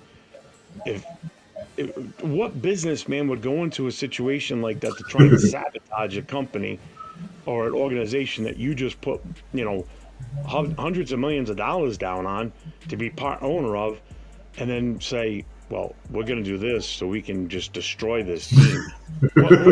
Yeah. It'd be like buying McDonald's. Yeah, I'm buying McDonald's, but I ain't gonna start no more Big Macs or no more French fries. So that's it. No more cheeseburgers or Diet Coke. We're gonna sell water, and that's it. Yeah.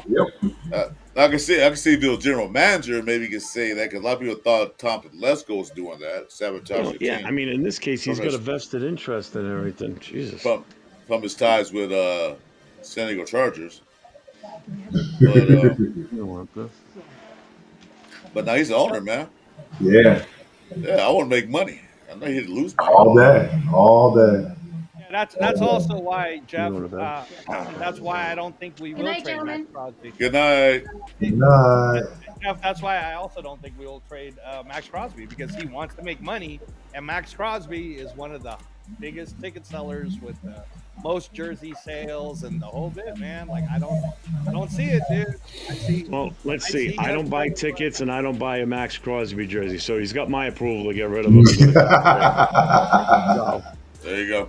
I don't have anything Max Crosby, so I'm fine with it. I got a ton of Max Crosby, and I'm fine. I'm totally fine with it. Told you the last jersey I had is gallery. How'd that work out for me? Not good. Whoa. Oh wow, that's a long time ago, Joe. Why? Yeah, Mr. Pee Pee Pants. Oh, good. Mr. Pissy Pants. Gallery. I told my son about him the other day. He didn't realize it, and he goes, "You serious?" I said, "Dead serious." He goes, "That's disgusting." I said, "I know it is." I said, "It is gross." But hey, real quick, Chris. So I don't know how much you're into boxing, but I was telling Turf, trying to catch up Turf on everything. Ring Magazine Awards just happened yesterday. Big gala, and they had all these boxes in it. But I don't know if you've heard this yet, Turf, but the Canelo versus Crawford thing is picking up a lot of steam. Oh yeah, I've heard that. Really picking up now, because Turkey's really talking to him. Like, no man, just tell me how much he's gonna take.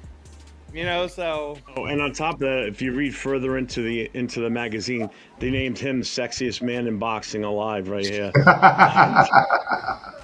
That's why he's pushing the magazine. He's in it. That's hilarious. I'll tell you, Chris, if since I know Crawford's your guy, just like Turf, if Canelo does fight Crawford, who you got, Chris? Okay, I'm gonna sign off, guys. Nice talking to you, Turf and Jeff. I don't know who the other guy is down here. You know what? I watched Crawford when he came up with the ESPN show those like 8-round fights, small ones like undercard stuff. I watched them since then. I've watched Crawford for years. I followed him all the way up through everything. So of course I'm gonna take Crawford.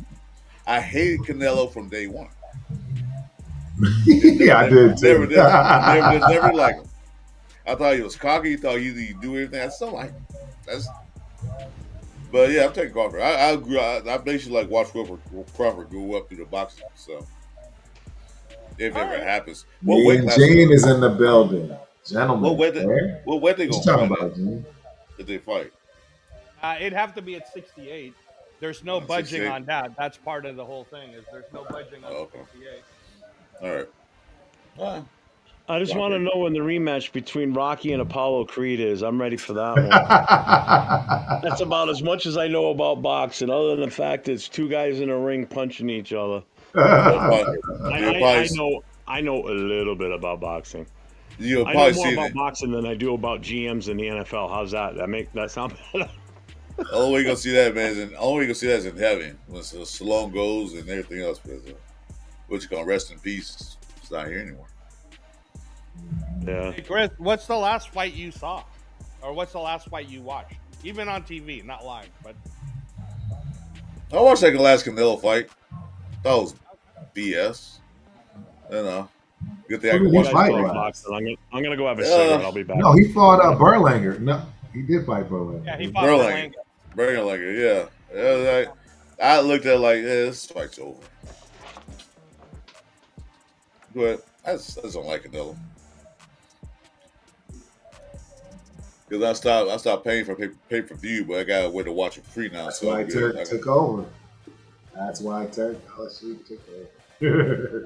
So that's the thing. See, Turf, that's why we got to do the show, man. Whenever you're ready, whenever your daughter stops winning all of these amazing championships, you're ready to go. Because Chris doesn't even know that you can get all of these fights for free already. There's no such thing as pay-per-view anymore, man. Nobody does that. I lost interest in fights when I saw all these fights. Like, don't make sense to me. I'm like, what? Like you said, ducking. This guy should fight him. Why is he fighting this other guy? I'm getting disinterested because they picked him to fight him because it's easy purse. That's got too much politics I've seen, and because I grew up watching my favorite fighter of all time, Marvin Hagler. Of course, Marvin Hagler. And now those will fight. Marvin Hagler, that's favorite fight of all time. Rory Jones is second. Right. But, they never ducked anybody. They said, "You want to fight? I'll see you next Saturday." Right. So part of the reason why I keep pushing Turf for us to do this is to further educate the American public that the way you like boxing, Chris, has already been happening for the last 2 years. Is the only reason why you don't know about it is because none of the good fighters are American. Right. And Turf will tell you now, like all those fights you're talking about where no one's ducking anyone. The first fight of this year.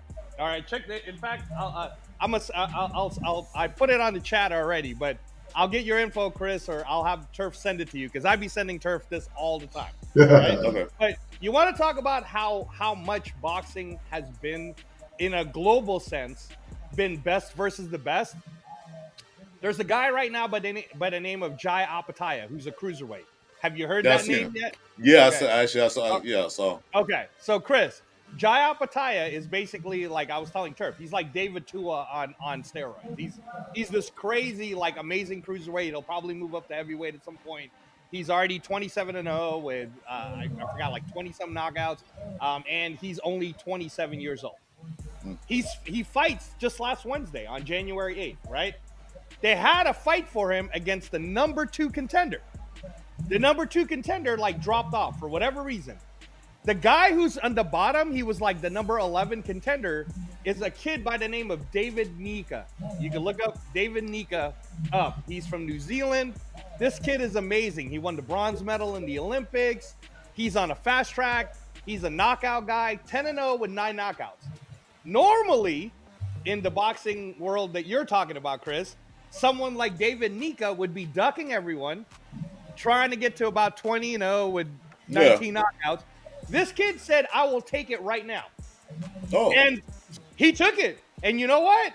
It was a great fight. It was a Hagler Hearns pace.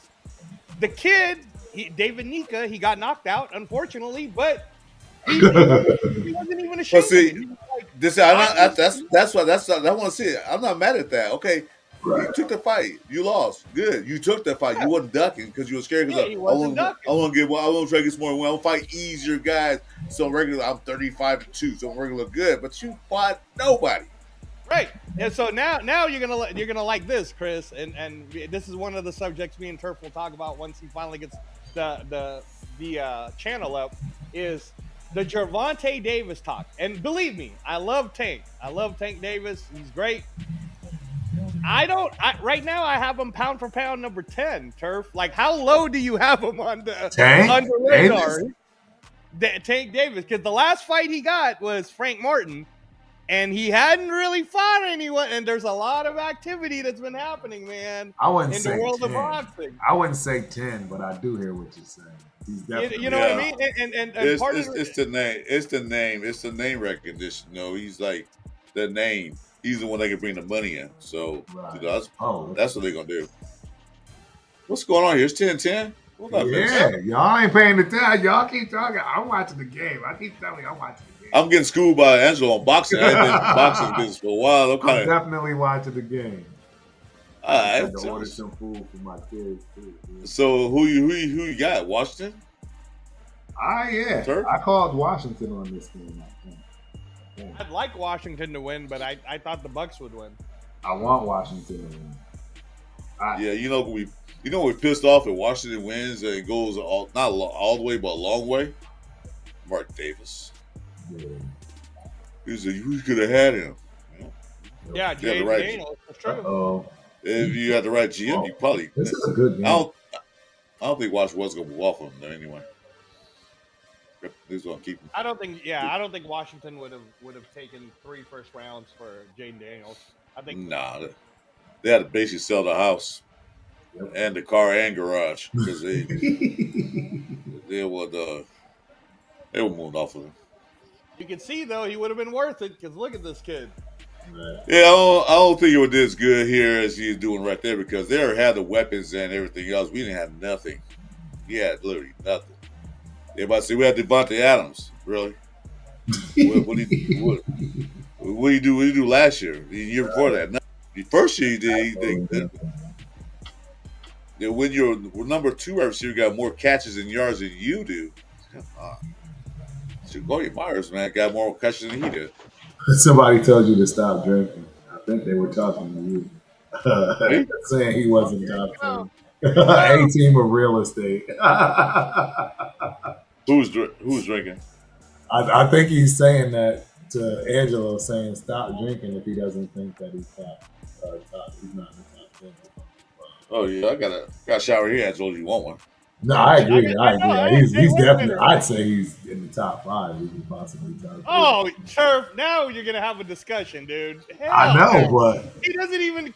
No way, he doesn't. Even in Ring Magazine right now, he's not in the top 5, dude. He's number 7. I mean, I get it though. I mean, you know what I mean? It's like you said. The other guys are getting the fights and they're making. A lot of fights are being made, and they're happening, and people are not afraid of losing their O's, etc. I agree, but if I'm gonna say who's the best, like if he were to get in the ring with some of these guys, I don't see Tank losing. Like, who is he gonna lose to? Who do you see that? Usyk will knock him out. Now. Obviously, of course, Usyk is gonna.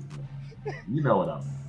No, I know. I mean, the pound for pound thing has to do with, again, it's like picking college rankings, right? Like who's better than who, kind of a thing. But all right, okay, if we're gonna talk at the 135 division, Turf, you know I'm still all about Shakur Stevenson. You know that, right? Well, I know that's the fight we all want to see. You know, that's the fight we all want to see. Like I just think that both their styles kind of fit on each other. Like, how much of Shakur Stevenson have you watched, Chris? I think I saw not this last fight, the one before that. I can't remember who he fought. Okay. No, he's a monster. He looked all right to me. He didn't look like he was just playing. He wasn't like in good shape or something. He looked good, but he didn't look good like he should have looked. I don't forget who it was. It was a fight before the last fight he just had. I think it's a couple years ago, a year ago. All right, so the big thing, Chris, that everybody was always getting upset at, especially in the U.S. about Shakur Stevenson, is they keep saying, well, he should be knocking all these people out, and he's not. He's just, he's like playing around or whatever. Right? That's what I said. And now, if you're a global boxing fan, or if you're watching it globally, our whole thing about Shakur Stevenson was always, we know the talent, but we're never going to know how good he is until he starts fighting all these global talents. That's my entire argument about Tank Davis, is that I think Tank is great, but I won't know how good he really is until I start seeing him fight like the Jack Catteralls of the world and like all these other guys that are in England and Uzbekistan. Look, you guys love Terrence Crawford, and Turf, you already know my history with Terrence Crawford, and he's great. Oh, yeah. I love Terrence Crawford, but I said Madrimov is going to give him a hard time and might even beat him. And a lot of people still to this day think that Madrimov actually beat him. No, absolutely. I agree. A lot of people do think that. Right. So my whole thing with Terrence Crawford is if Terrence Crawford would have had the same record, but he was fighting globally rather than nationally, I think he would be more popular. He would be way more popular, and it would be a lot easier to argue for his greatness in terms of like where he's at in pound for pounds in the top list. So that's why he wants the Canelo fight so bad. Is because for him, no, he wants that Canelo fight for the money. That's what that is. I can tell you that right now. Yeah, he wants the Canelo fight for that money. That's a big bag. He want that bag. He want that. He don't care about it. No, but honestly though, Turf, if so Virgil Ortiz is about to fight Sergey Bohachek on February 22nd, and that's not even the main event. The main event of that, is your boy Better Biev against Bivol, right? And then the co-main event is Shakur Stevenson against Schofield. So that's how good that card is. It's like the fourth card, right? Virgil Ortiz versus Sergey Bohachek for the WBC or Madrimov. I'm sorry. It's Virgil Ortiz versus Israel Madrimov for the 154 WBC, right? Okay. If Virgil Ortiz were to beat Madrimov, and now it becomes a unification for Terrence Crawford, Turf, you don't think Turki Al-Sheikh was going to give him a lot of money for that fight? He's going to make money anyways. So but I'm just telling you why he wanted that Canelo fight. I mean, and plus it'll also be for his greatness. It's like following exactly. His footsteps. So that I agree with. I think that's why Terrence. But it's because it's way out of his weight class. I mean, if he loses, nobody's gonna. You know what I'm saying? Is exactly. And that's the whole thing is if Terrence Crawford loses, all of us, you, me, everybody, is going to say, well, of course he lost. Canelo outweighed him by a ton. Yeah, 3 weight classes up. Yeah. And that's part of the reason why Canelo doesn't wow. Oh, face mask. That's a face mask. Jesus Christ. Oh, that's a face mask big time. And you guys are way ahead of me. Holy crap. Yeah, I'm way behind. You guys are calling face masks. They were just stepping up to the line. No, they were just kicking off. Somebody went out and somebody went in. Who is that? I think Chris went out. Oh no, I'm here. I'm here. I just put on my screen blank because I'm spoken. I'm spoken here, and I don't want to spoken in front of everybody. Right on TV. No, I got you. No, it's all good. Too. Yeah, I'm serious, Angelo. All good. My guys, this is a watch party, guys. I'm about to get pizza. I'm about to eat the whole nine. He almost tore his head off. We having fun. I'm staying on. I'm not getting off. I'm just saying this is at least how Terrence does watch. Turf does watch. Watch party. I really don't. Yeah, there's nothing. Only thing I do obviously do is the super chats and stuff. Right? So my wife actually chat and everything, but I'm gonna need help. I'll get you. I asked what you want for dinner. I said, go get some cheap steaks or something like Salisbury steaks. I haven't had a steak in a while. Right. And so she brings home these big, fat, juicy, half-inch thick ribeyes. I said, you serious? That's what I told you. That's why I left early. I said, I'm going to cook these. Oh, you had to make those ribeyes. That was you. Yeah. I go to ribeyes right quick. Yeah, I'm on my show. I'm on the show with Ray the Rebel. He goes, I gotta go cook my ribeyes. I'm like, oh, god damn it. I just said, get some. She said to Mark, I said, just get some cheap steak, nothing fancy, whatever you can get, a Salisbury steak or something.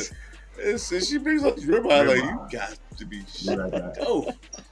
I was happy. I said, I'm gone. Bye, guys. Right.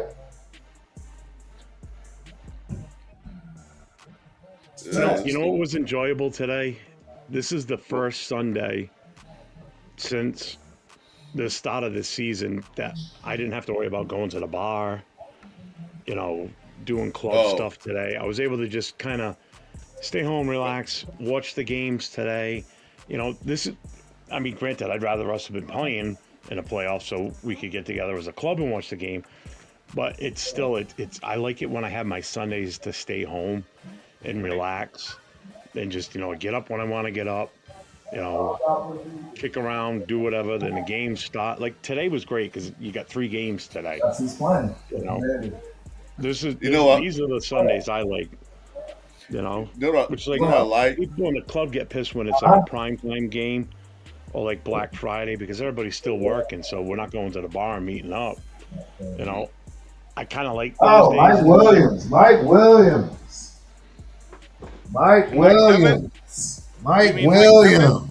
You mean Mike Evans, right? Mike Evans. Mike Evans, my bad. I'm saying Mike Williams. There's no Williams. But Jeff, you know what I like what's going on now? I like that the Raiders did. I don't like how they did it, but I like what they did. They wouldn't clean house early.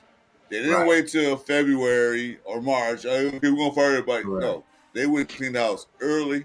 So only stress right now is who they're gonna get, coach, GM, which is not really big stress because they got good picks. They can pick anybody they want, but at least they start early. They're not waiting till the last minute to find somebody and get the bottom of the barrel like we got with Getsy.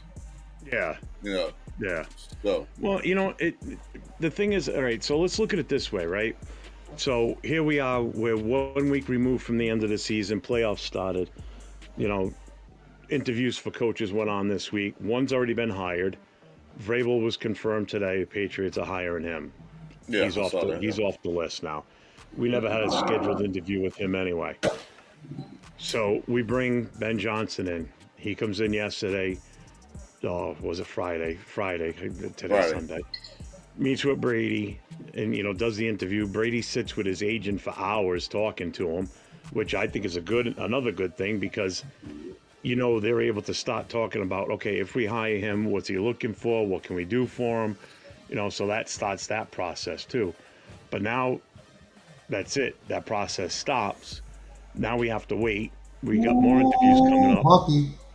But if Ben Johnson is the guy that we want, we have to wait now until Detroit is out of the playoffs. And based on how Detroit is, with, their possibility of going to the Super Bowl, now we're waiting until, first week in February 9th, before we can even think about doing anything. So worst case scenario is we have to wait until after the Super Bowl is over. Best case scenario is Detroit loses next week and we get to start talking to him in person and actually physically meet with him and, have another interview with him, hash out the details, and hire him. I think it's 2 weeks before we can actually hire him if they do a Super Bowl. I think it's 2 weeks after that. Too, so there's even going to be more time after the Super Bowl if they make it that far. But he can. They could come out, the Raiders and Ben Johnson, right after the Super Bowl, have come to an agreement. Correct. But they can't officially hire him until 2 weeks after the Super Bowl. But that's what I'm saying, though. Now we're waiting even longer, and now we're already on the cusp of free agency. You're already at the point where you're going to have the Senior Bowl style football games for these seniors coming out of college to play and, display their talent one more time. Then you're talking so we're already going to be a little bit behind there, too. Whereas these other teams that are hiring coaches that are available now to be hired right away, or teams that already have their coaches, like in our division alone, the other 3 teams are already set. They got their coaches they're already in off-season mode. Touchdown. Nope, he's out of bounds. Especially San Diego, the Chargers and Yeah, Denver. San Diego. I said same thing. So we're behind again already. That's the downside. That's why this decision is so important, because we're gonna have to move fast once we're ready. That's the problem. I think they're gonna get their GM before, and when they get their GM, you will know what coach they're gonna get. If they get the GM first, which I think they'll probably do, you'll know what coach is coming in. I mean, what head coach coming in. Well, it could be a combo. It could be the same thing they did with McDaniels and Ziegler. But they can hire GM right now. They don't have to wait. They can hire GM right today if they want to. Right. But they want Ben Johnson. They have to wait 2 weeks after the Super Bowl. But like I said as earlier, long as they get a list of guys that Ben Johnson is interested in working with too, because that's the other thing you got to think of. You want somebody that's going to be able to pair it up with him properly too. Right. You don't want to hire some scrub GM that Ben Johnson's not going to get along with. Like right? Yeah. Yeah, I was saying though, we probably know because right now Brady is the acting GM. Well, he's the owner, but he's the acting GM right now. By what? So, like I said, we'll see. But like I said, they right after the Super Bowl, Detroit's in, win or lose. Right after the game, they can put out Ben Johnson and made an agreement with the Raiders to become their head coach. They just can't officially hire him after 2 weeks after. Correct. Right. So that we could could happen. put it out there that that we're in agreement with us and that coach, whoever it is, that this is this is what we're going to do. Yeah. Which the good thing is that takes him off the market now too. No one else is going to go and interview him because they already know that. We've pretty much. I think the Bucs are going to win this. That's where he's going. Yeah. You called it, Jeff. Bucs are. Yeah. They're a scary team. I think they're going to start pulling away. Yeah, you can't knock Baker Mayfield, I tell you. Nah, I wanted him at one point. Want him too. I hated him at one point, especially when he was at the Browns. I was like, oh, no, I don't want nothing to do with it. I didn't mind him with the Browns. He had no impact with us until Right. Well, for me, he's the hometown kid, and you used to have to hear about him all the time, and he really wasn't producing. It was like, there's so many other talented quarterbacks in Texas right now. I mean, the thing with Washington though too is they've got such a they've got a good shot of moving down the field fast with this team too. Right. Hey, did Baker Mayfield play on the Cliff Kingsbury? Is that one of his boys? Did he play under him? He may have. He may have at one point. At Texas Tech, right? Was he? I know he played at OU. Oh yeah. He played at more than one place. Yeah. He played on the head. He played head coach from USC now. He played under him. Not because when he came out of college, he came out of Oklahoma at the end, right? That's came out of Oklahoma, but he transferred. Yeah, that's what I thought. Yeah, he came out of the coach from USC. Head coach of USC now. Yeah. Wrong guy. Somebody last night in the show asked me. It was me, Texas Tech.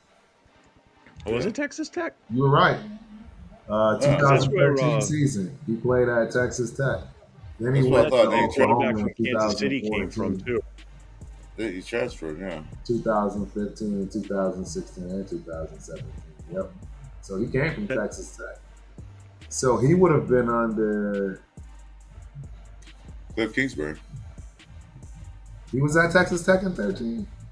I thought it was the other guy that passed away. Hey, Turf, did you see? No, Kingsbury was a coordinator at Texas Tech. Who?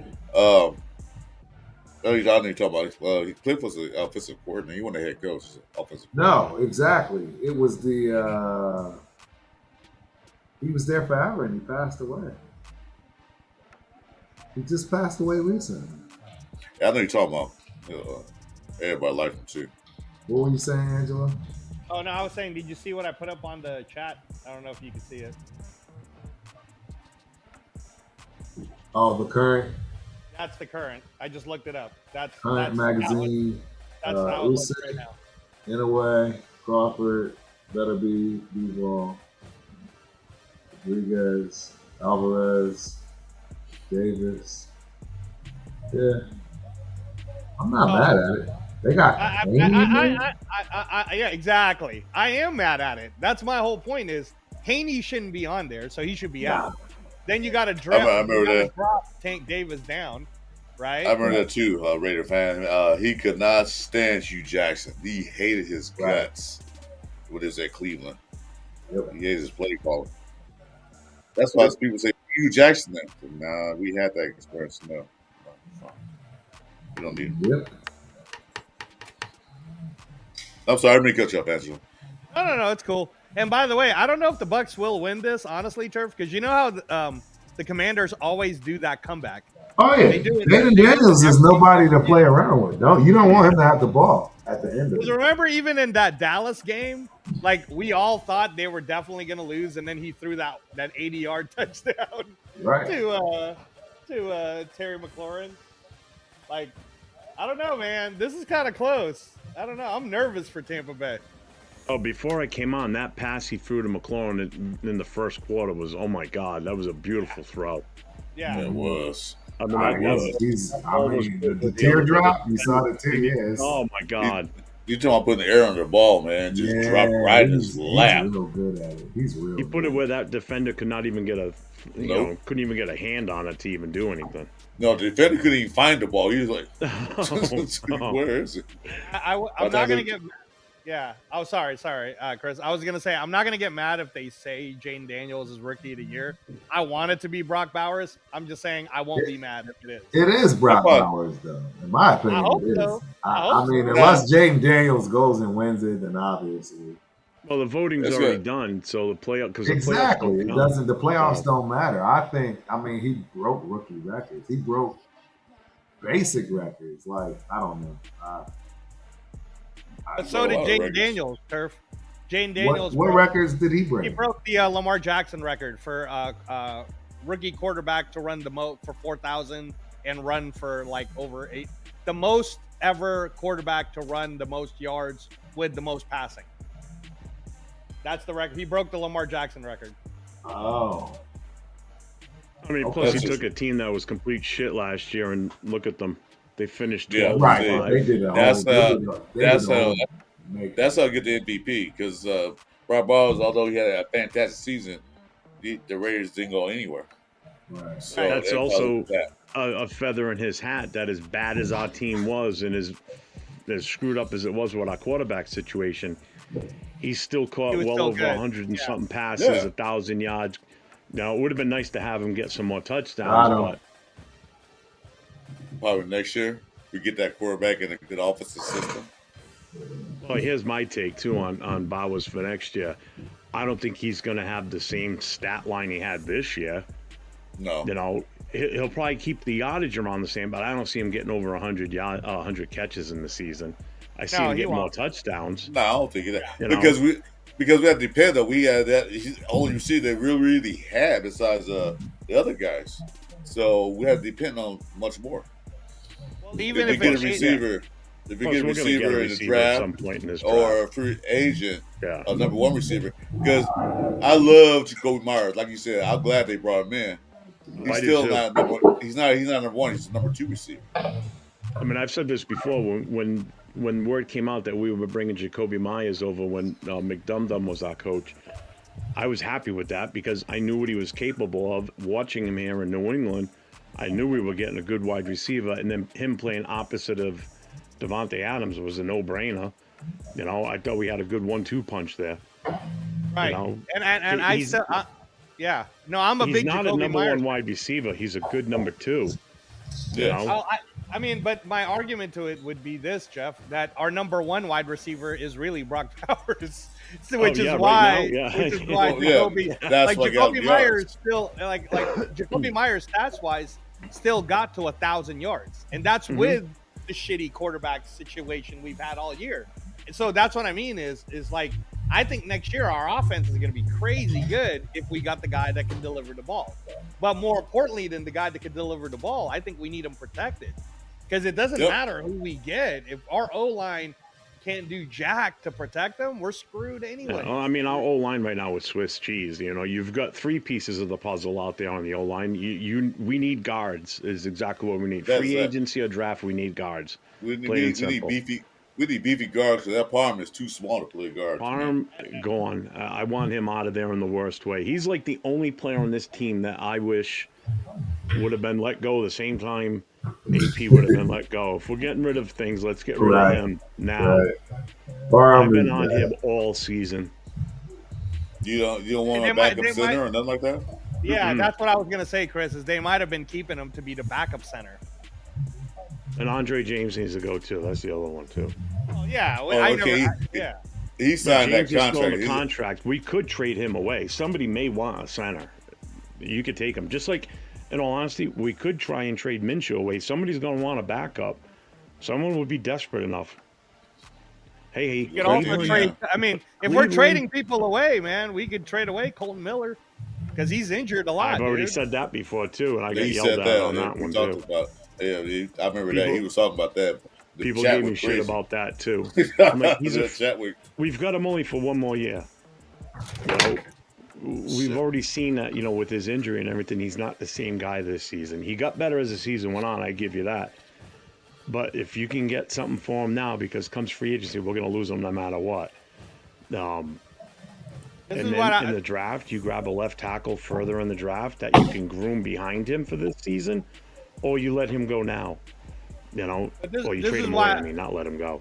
This is what I was saying, though, Jeff, about how I can see Tom Brady, you know, being kind of like a Jerry Jones, and I could see the number 6 pick being traded down so we could get 2 first-round picks, because you know who's going to be available is Will Campbell. And if you watched a lot of LSU, man, even though Will Campbell plays tackle, he really plays left guard, and he would be a monster at left guard. If you put Will Campbell next to Jackson Powers Johnson, you pretty much got like that whole side taken care of, you know, and that's a good future move. Like, I wouldn't have been mad at that pick either. I would have sat there and said, great, you know, awesome. I could tell you right now, I can name one team right now that will call us at number 6 and see if we want to trade with them. And I think it's going to be the Dallas Cowboys. Dallas. Sure. It's going to be the Cowboys because I'm telling you, Gentry has got cowboy written all over him. That's Jerry Jones's type of guy. They definitely want him. But when do they pick? They're number 12. 12. Oh yeah, they'll probably get him. That'll be a good spot for him to go too.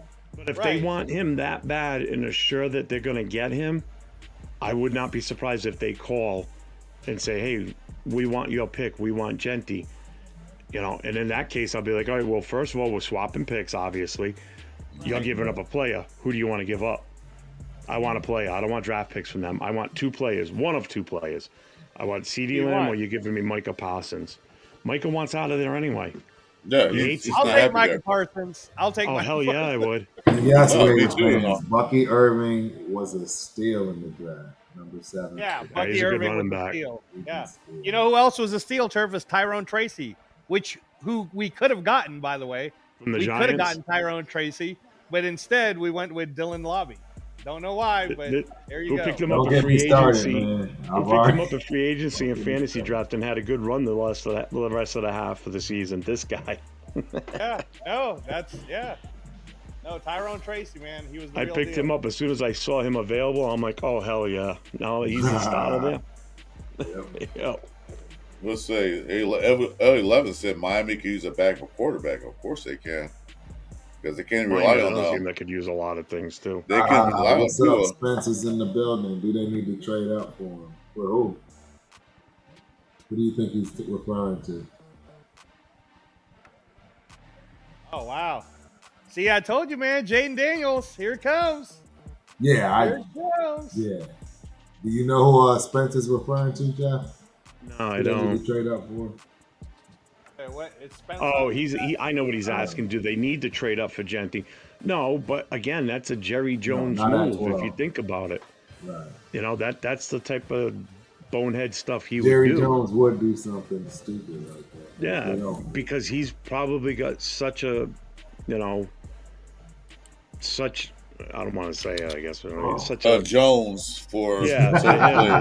You know, That's how bad because when he sees a player in a draft, you know him, you know his history. If he wants him, he's going to go and get him regardless. Oh, absolutely.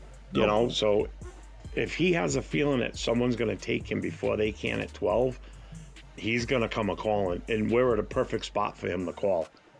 Hey, I would trade down to 12 for him. I would. Yeah, because you got like Frisco, said, you got Frisco, Chicago, New Orleans, Carolina, New York Jets above Dallas, and all those teams can use running backs. Right. All of them. And here's my other thing on this. So you say, all right, so we're going to take your 12, you get our 6, you give us one of those 2 players I just said. What do you got to lose? If he says no, then say, all right, we're sticking with our pick, and we take who we're taking. Good luck getting him or good luck trying to trade with someone else. That's it, plain and simple. Because if we don't take, especially Carter ain't getting past Carolina. I can tell you right now, Carolina will nag him. They'll snag him too. Abdul Carter is not making it past like the 8th pick. Absolutely not. He's probably going to go before us anyway, but. Right. Looking at New Orleans, I know they're going to reach for a quarterback on the 9th pick. I know that. They're going to reach for somebody, a quarterback. Whoever's left. What's that guy named Jackson? They need a lot of stuff too. If Jackson Dart's still there, they'll take him. I hope not, because I'd like to see us get a shot at him at least in the 2nd round. But the Saints are done with Carr. Do need a quarterback. There's no two ways about it. They're done with Carr. You know, I hate to say that, but they're done with Carr. I mean, Rattler doesn't look bad, but and Taysom Hill's old now. He's in his early, he's like 33, 31 now? 31, ain't he? 30. Yeah, he's not even really like a full-time quarterback. He's your Swiss Army knife guy, basically. Exactly. You don't need to get Taysom Hill, though, Jeff, because we're going to end up getting Scatterboo like in the 3rd or 4th or 5th. No, I'm not saying I want Taysom Hill. I'm talking about New Orleans. Oh, okay. I'm talking about their needs, because they're not too long after us. And like Chris said, they need a quarterback more than anything. They're a team that's going to be in the play in free agency for any of these quarterbacks that are out there. That's for sure. They're going to have to Who's be. that? New Orleans. Oh yeah, they definitely. They're going to have to. They what do they got? They're going to let the car's not going to last. You're going to go into next season with Rattler only. I mean, in the time that he filled in for Carr, he didn't look that great. Hey, man, I wanted Jordan Travis, too. I was mad as I don't know what, man. I was right there with you. I wanted Jordan Travis. Everybody will tell you that. Yep. And like you said, as this board falls, Jeff, like when we're looking at it on the draft in April, I'm telling you, man, I got this feeling that Brady, he's going to see where how Jackson Dart or Quinn Ewers or whoever, like some of these quarterbacks that are going to fall out of the first anyways, and that guy is going to make a trade to go back up to 31 or 32 so that we could have a quarterback. That's why I really think that. I really think we're not going to have just the number 6 pick. I think we're going to end up having 2, possibly 3 first-round picks. And I agree with that. I agree with that because if Telesco was still here, that wouldn't be happening unless Brady put his foot down and said, you have to do this. Because Telesco's not that type of GM. That I just look at his history when he was with the Chargers. He didn't move. He had his number, his pick, and that was it. He did move for Herbert, but he only moved like a couple of spots. It was like a big move. It was like a couple of spots. He didn't jump back into a first round or give up a second. And he didn't do any crazy stuff. No, just a couple of spots. He didn't move that's probably why he's not here. I mean, because now, there's no other quarterbacks in the first round that are slated. Oh, that's a fascinating. Except for the other 2. Except for Dart and Shador. I mean, Ward and Shador. Ward. But, I mean, based on performance that I've seen in the bowl games especially, Jackson Dart is definitely going to move up that draft board. I seriously feel as though he's second rounder, though. He won't be a first-round pick. No, Ewers didn't look that good to get the bowl game either. Second round, I think, would be fair for him. I don't think Ewers looked that good anyway. I don't think he made his draft stock go up, but he did play for Texas, so We'll see. Here we go. Jaden Daniels. Here we go. I know. Oh, he missed it. He missed them. Pass interference. No, that's pass interference like mad. That's first and goal. No, I don't see. Is there a flag? I don't see a Yeah. flag. There. Yeah, There's there a was. flag. Oh, there's a flag. Okay, I'm behind it. You're behind me. Yeah, that's rare. But you know what? I know, right? Yeah, Chris. The good is thing for usually Tampa, on. this is just the very start of the fourth quarter, so Tampa's got plenty of time. Even if Washington scores, he had to catch right up. That's Oh true. yeah, this is a good game actually. This is a great. It turned into be a better game. It started I really told slow. you it was going to be a good game. I knew it was going to be a good game. Oh, Well, it was a great game. Was Texas and the Chargers? That was a great game. Yeah, that was a really good game.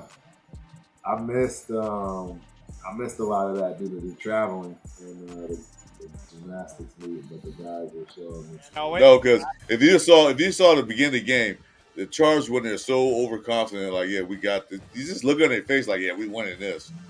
That Texas defense stomped them. Texas just punched crushed them in the mouth. Herbert. He got crushed in the first half. He like, do nothing. It was Again- a turf. If you rewatch it, it's a tale of two quarterbacks basically. Because when C.J. Stroud woke up, right, Chris?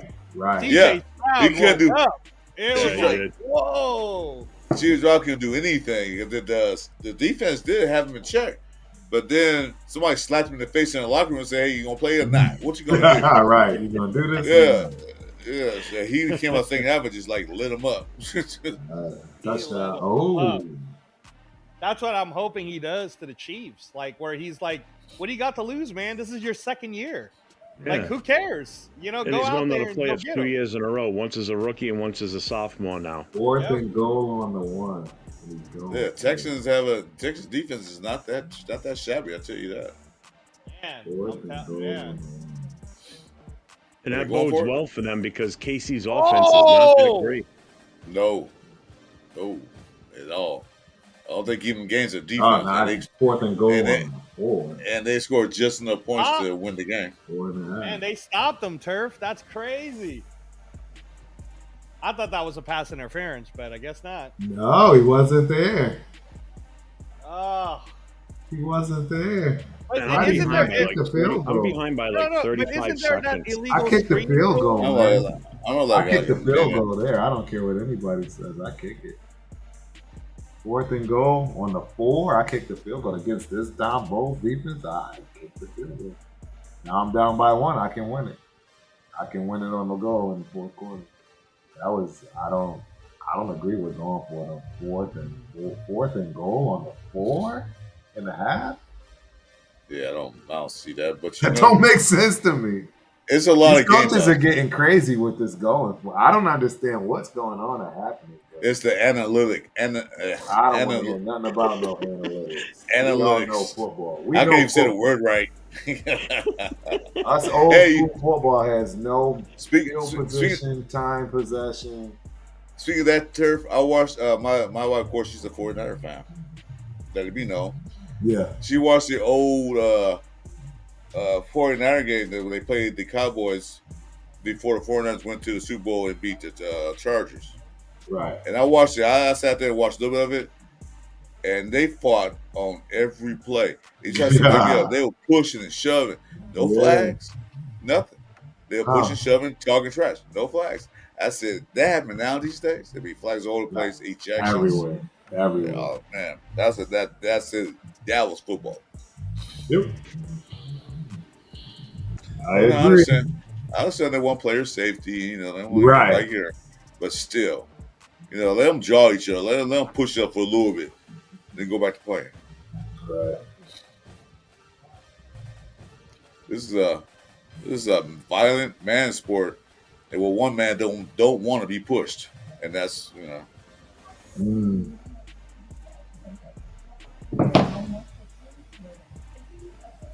I'm starving now. Now I can't even function.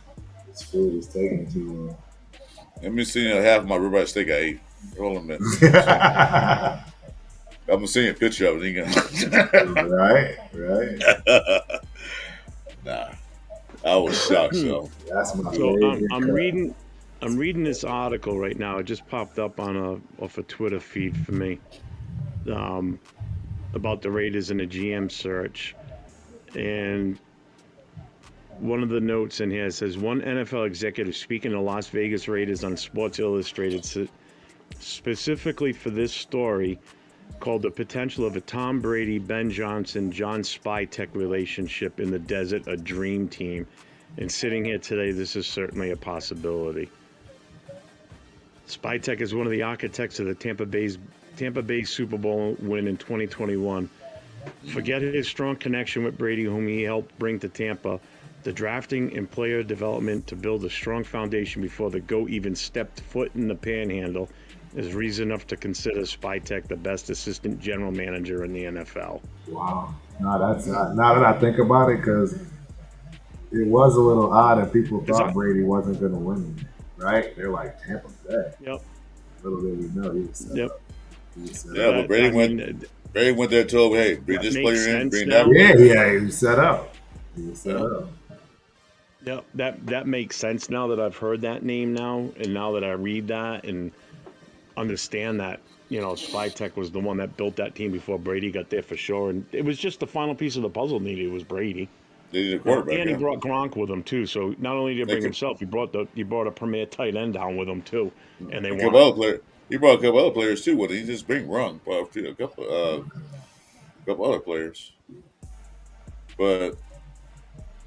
I mean, whoever GM they get, they got to get one that does work with the coach. Because unless we not work with the coach, work with the coach and be hand in hand with the ownership too. Like him and the GM and an owner need to be on the same page. Because if they're not agreeing, or they've got a severe difference in opinions on what to do, you're right back to square one again, and everybody's doing their own thing, and all I care about is stability and just continuity with what's going on with this team, and giving a coach, whoever it is that comes in, give him time. Because I can't keep going through these coach changes and changing shit every year. I know, right? It gets to be too much. He's like, now we can sit here and talk about, who's going to coach next year? Right now. Yeah, this year. Exactly.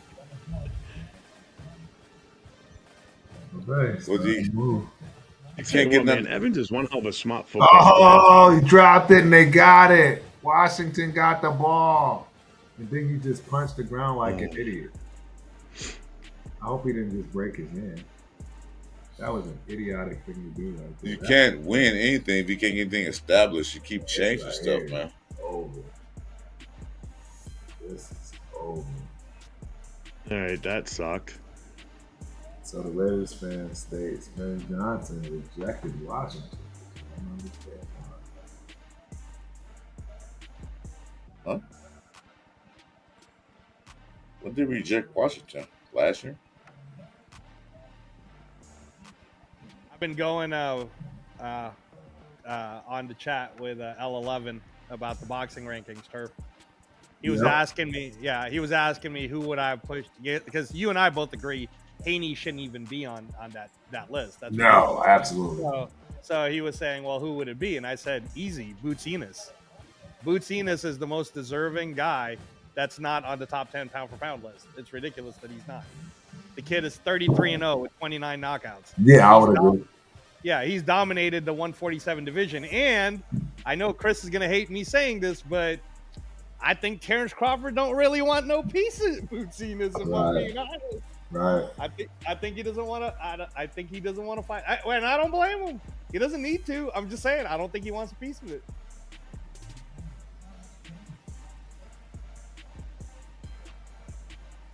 I don't hate you, Angelo. I love you, man.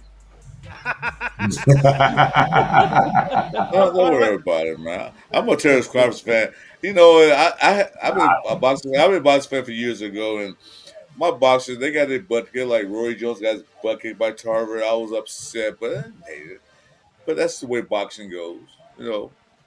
What's his name? My boy Marvin Hagler gave the fight to Sugar Ray Leonard. I didn't hate it. I thought Hagler won that fight. A lot of he did. No, he came into Hagler was retiring, and he decided to give. If he's going to lose, he's going to lose to Sugar Ray Leonard. So you know where he's from? Yeah. Yeah, Right he's there. from. Right from you, dude. Yeah, he's Boston. I know. Brockton, Massachusetts. That's the only East Coast person. That's the only person on the East Coast I like besides Jeff. So. Exactly. Well, thank you. I appreciate that. It's an East Coast West Coast thing. Hagler was close to where you grew up, right, Turf? Yeah, Brockton, Mass is not far from Windsor, Connecticut. I'm closer to Brockton. I'm about. Yeah, you're definitely way closer. Yeah, I'm roughly just under an hour away from Brockton. Right, and I'm probably like 2 hours. Not even. I'm tripping. Not even. Yeah, you down by Hartford, right, Turf? Yep. Yeah, Papa Rundown, Windsor, which is closer. Right now. Windsor, which is closer. I'm 20 minutes from Springfield. Springfield, Mass. 20 minutes, not even 15, 20 minutes. Papa Rundown was here right now, Turf. You know this. No, I got to get him on the show for a lot of. You guys got a boxing channel yet, or you just? Yeah, I'm waiting for Turf, man. He's the whole man. Turf's already got a studio ready. I'm just waiting for his timing. The knockout Kansas. And then I got a channel. I got a channel. I just haven't promoted it. He hasn't put it out yet. The whole goal of it, Chris, is so that we can start educating everyone who doesn't know the current state of boxing, so that they know exactly what's happening. Because it's fun. If you just have to understand how to rewire your thinking from 2 years ago. Because in the last 2 years, Chris, boxing has been free. You can watch it on Peacock. In fact, Chris, if you have Peacock, wait a minute, it's not free if it was on Peacock because you still got to pay for Peacock. So it's not free. Hold up, it ain't free. So wait. Wait. No, you don't need to pay $90 anymore, though. That's what I'm saying. That's for a pay-per-view big events. I get those big events like that last Canelo fight, which I'm glad they paid for because it's a waste of money. But I'm talking about it's not free if you got to pay Peacock. No, but to be honest with you, though, isn't boxing on Netflix now? They're gonna start doing boxing. No. See, so that's they are. That's the thing that throws everybody off is so right now, if you really want to watch boxing and you want to follow it on a global scale. By the way, Terry McLaurin touchdown, everyone. Yep. Washington just scored. Oh man, come on! It's not. I didn't shoot yet. We're still watching the replay from the play before. Jesus, spoiler alert! Now I hate you.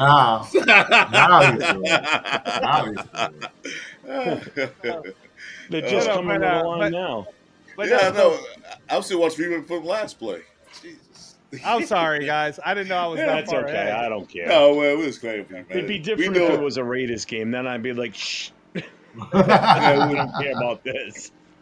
Yeah. So Chris, in terms of the state of boxing, if we're talking about like from 2023 to now, if you really want to be like on it, where you're watching it every week and you understand what's happening, then you should subscribe to DAZN.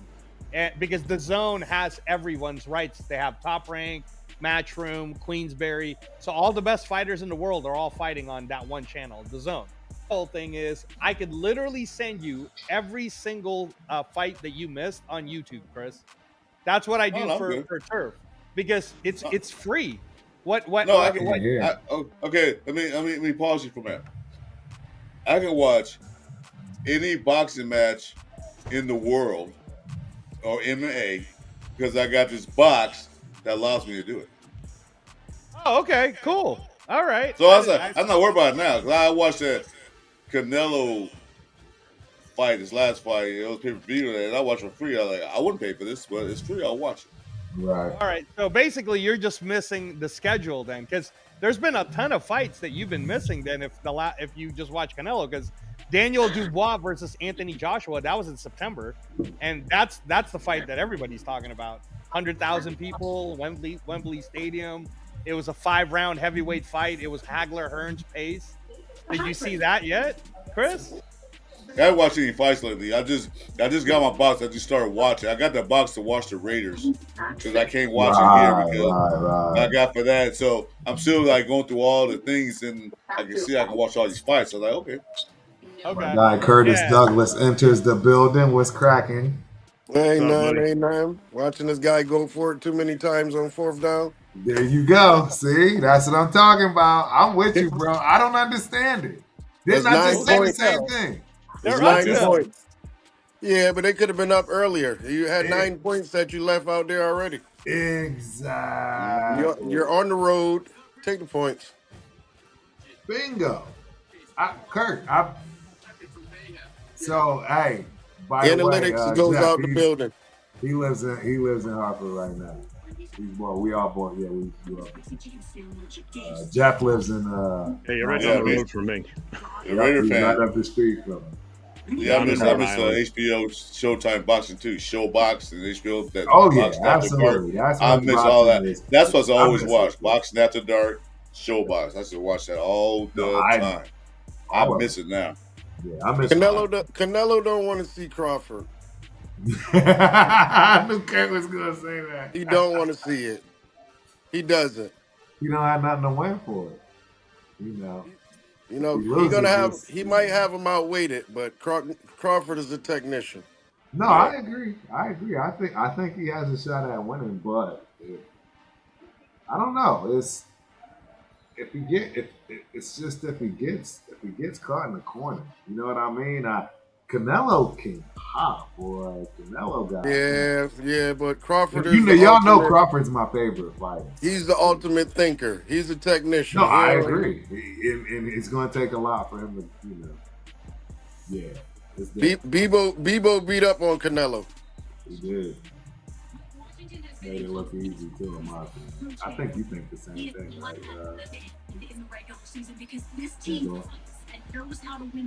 Angela, can you hear me? Yeah. Oh, okay. I'm just on the text. All right. Oh, Multitask. My bad. I'm on the. no, it's all good. No. I'm on the chat with your boy, that Raiders fan, because Right. I told you, Turf. Part of the reason why I keep wanting us to finally do this channel whenever you're ready is because I hate it when everybody keeps saying, "Oh, boxing's dead," and you and I both know that's the most false narrative that anyone knows. Boxing is at an all-time high. The problem is we don't got no good American boxers. When I said agree Well, I to him, don't know, by the way, Angelo, But you got to Well, I admit say- though, for 5 years ago, boxing was dying out. It wasn't as popular. Okay, and It to was. be fair, Yeah.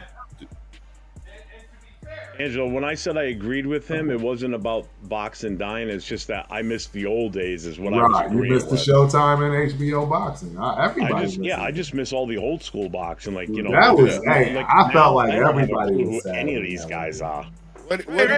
What did you think about the Boots Enos fight? Did he get robbed or what?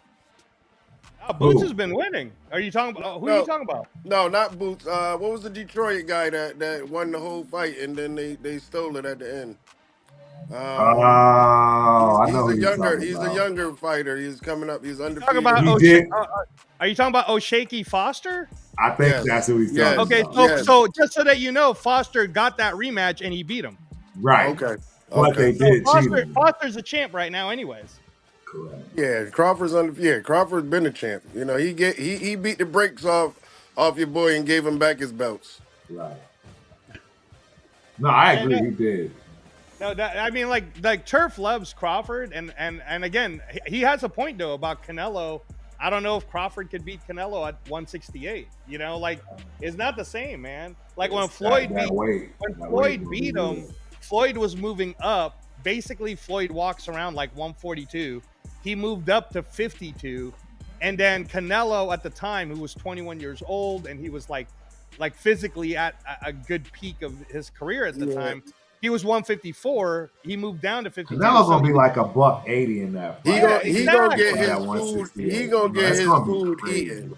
If he stand around and wait to counter punch, or if he just walk in like he Kurt, does, I agree with you on the technician stuff. He gonna get eaten by Crawford.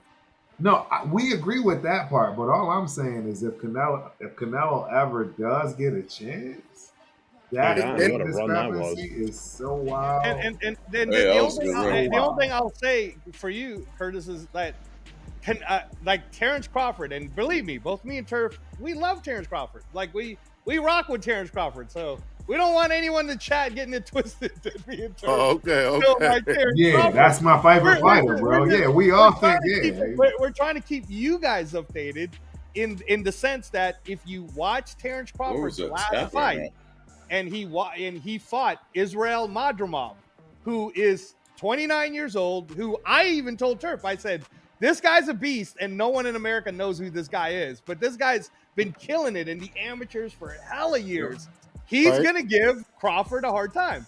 And when he did with the weight. He did with the weight when Crawford moved up. He did with the weight. So that's what I'm. So now imagine 2 more weight classes with Canelo. Yeah, but to me, he's a more active fighter than Canelo. Canelo's a stalker and like a counter puncher. Right. He's not really. If you have a jab, you could keep him off of you. No, I agree with you on all of that, Kurt, but that's a long time to do that with a dude that weighs $180 plus, and you struggling to keep your weight at 165. He ain't going into that fight 168. Bro. He's going to be the like fact that he's struggling to keep his weight at 165, he needs to come up anyway. No. That's what he'd be doing for this fight, and he's going to have to. Crawford is going to have to put on some weight for this fight. Oh, definitely. Yeah, for sure. And it's not going. He's not like never before. Like Roy Jones style. He's going to exactly. Nobody knows how he's going to react to that. Not to say it's bad, good, or indifferent, but we just don't know. Exactly. And then again, the fact that it might slow him down, all the cardio and everything that he's sharp at, that might go away, and he get caught in the corner with that 180 plus on him. And I'm just telling you that Canelo hit different at 180 plus. And see, and everything that Turf's bringing up, Curtis, is all facts. It's like we just watched what Crawford did moving up from 47 to 54. He wasn't as sharp. He was thrown off by a younger guy, and the dude could take his punches. So and Crawford again, ain't gonna have that same stuff. But a less skilled Bebo, Canelo couldn't do nothing with him. He beat the brakes on him. Less skilled. Yeah, he's less skilled than Crawford. Bebo's pound for pound number 5, dude. You're crazy. He's one of the best fighters in the world. So for one, hold on. If you ask me, they stole that. The fight that he was on with the Tyson Fury, he was getting beat. That other dude was stalking him and beating him and everything. I thought they stole the fight because he even almost knocked Bebo down in the last round. What fight is he talking about? What are you talking about, dude? What was that was just overseas with all the Arabic people and everything. Bitterbeef? At the side, Bitterbeef won that fight. Are you talking about Better talking about Scully's fighter. You're talking about Better BF? I felt like he won those last 3-4 rounds. He did win. Better BF won the fight. Better BF won the fight, bro. What are you talking about? Curtis, man. Oh, okay. You want to know what's wild? You want to know what's wild? Kurt grew up with Scully, too. Did he really? Yeah. Butterbean made a comeback, man. But Kurt, I know you don't. Kurt, I know you don't know who Angelo is. Angelo is a legend in the sport of boxing, combat sports, the whole nine. He's trained all of them. He's trained with the Mayweathers, the whole nine. He's at a different level. It's at a different When we do the boxing show, Curtis, you guys will see. It'll be fun because Turf already he's trained all the good. Yeah. Okay. But we're just we're trying to update everyone so that you guys know. Like Better BF, remember Turf when the fight happened? I had all these fools texting me, telling me that Bebo won, and I kept telling them like, "What are you guys talking about? Better BF won that fight easy." Like it wasn't even, like my pizza here. I'll be right back. Y'all keep kicking it. I'll be right back. Maybe I remember the decision wrong, but I thought that he stole it at the end. But he definitely was getting beat bad by that guy. No, because exactly. Because Better BF, in me and Turf's opinion, he's the best 175-pound fighter in the world. Better BF is a monster, man. Like he Angelo, totally. did you see this? Did you see this post in the chat? Thoughts on the Fonfara and Spence fight coming up? Yeah, no. Let me see. I didn't see that. Who brought it up? The Raider fan. Oh, okay. That Raider fan. Raiders All fan. right. Yeah. So me and Turf both have talked about this before. That we don't think Spence is like Spence when he ended up having the car accident has not been the same type of fighter. And again, we're not taking away credit from Terrence Crawford beating the hell out of him, but I told Turf he was going to beat the hell out of him. I said, Terrence Crawford is going to destroy Errol Spence. It's not even going to be close. And since that fight, Errol Spence is trying to make this comeback for Fundura. The problem is, and again, boxing is now at a point the way everybody used to like it, like in the 80s and the 90s. There's one guy in charge, that's Turki Al-Sheikh in Riyadh. He puts up the best against the best, which is what's happening for the last 2 years. And Fundura, he doesn't want no smoke from the dudes that like are Virgil Ortiz wants to fight Fundura. But then Fundura ducked him. And then Terrence Crawford wanted to fight Fundura. Fundura ducked him. So basically all that's going to happen is Fundura's going to fight Errol Spence just for the money. It's going to mean nothing because both the belts are going to get stripped from Fundura. The WBO, which Fundura kind of has, is going to go to Terrence Crawford. And then the other belt, the IBF, no, it's not the IBF. No, it's just the WBO because he doesn't even have the WBC anymore. The WBC is already being fought on February 22nd between Virgil Ortiz and Israel Madrimov. So basically, the four main names you're going to want to know at 154 is Terrence Crawford, Virgil Ortiz, Murtalazayev. So I don't know if you guys saw this. It was on Amazon for free, Chris. But so do you guys know who Tim Tszyu is? Curtis, do you know who Tim Tszyu is? No. Okay, do you remember a great fighter who was a lightweight by the name of Katsuzu back in the day? Okay, so remember how Katsuzu knocked out Zab Judah and the whole bit, right? Okay, so Katsuzu has a son. The son, his name is Tim Tszyu. Tim Tszyu, all the way up until 2023, was one of the most dominant, undefeated 154-pound fighters. Then he lost to Fundura in the beginning of 2024. But everybody knows he didn't really lose. It was just one of these weird things that happened with the cut. So anyways, he just had his comeback fight against the IBF champion. The IBF champion is this guy that no one knows about, Chris. This guy's name is Bakram Murtalazayev. Now, the boxing people like me and Turf, we knew who he was. And we're like, that guy's a killer. That dude beat the hell out of Tim Tszyu in Florida in November. It was bad. I mean, it was bad. It made it look like Tim Tszyu shouldn't even be ranked. He beat him that bad. So that guy is the current IBF champ, and that guy is the boogeyman of the division. So no one wants to fight that guy. And then you got Sergey Boacek, who just – oh, go ahead, Chris. Go ahead. I'm going to cut you off. I love boxing, though. But I got to ask you guys one question. Did anybody hear anything about their changing the playoff format next year? That they'll go by records? Guys, will make sure. I thought I heard something like that. I wasn't sure. Oh, really? Yeah, they're going to change by records. They're going to talk about it. That's huge. That's huge. They're talking about, like, you know, if you're 12-4, but you're a wildcard team, you got to play the division winner who's 9-7 or whatever. Mm-hmm. I don't know if that'll full happen, Chris, because the argument's going to become, well, then what's the point of winning a division game? Well, I don't. I get that. I that's one anybody heard of it. Because you play all year round to win your division, but your record says you're 10-7. But then you gotta go to somebody else who's also a wildcard team. They're 12-4. Well, the other thing, go to their house. Yeah, the other thing you have to realize too is if the NFL decides on doing it based on record, not on division, then why do we need to play a division team twice a year? There's no point to it. If we're going records, we got to play everybody now.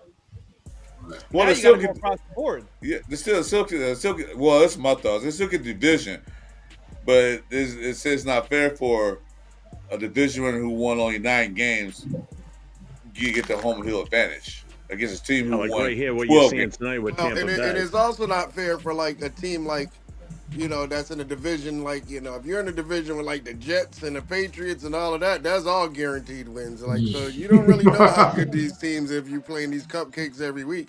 Right. Yeah, Buffalo, they're guaranteed, like, they're guaranteed garbage, 6-0 in the division right off the bat. Yeah.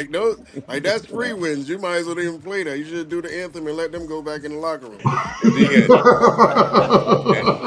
And then you got the That don't even count. You got the NFC West, and they cannibalize each other. You know, everybody not this year, but everybody beating each other up in the West, and like, I don't know, they'll keep the divisions. I just say they say it's not fair. Why we gotta go over there and we have, a better record? Because they won a division. I mean, I like the way it is. I like that you have to play for your division. I have no problem with it. I was wondering anybody heard about it. Yeah, I like the way that it is now. Like, I think that would be like a disservice to a lot of teams, because a lot of teams is like you're playing a sorry schedule the whole way. So if you don't get, you know what I mean? Yeah. So if you have all these easy wins under your belt, it's like compared to a team that may have, back-to-back hard defenses to play and whatever, it's like I think that would be like mess it up. I think.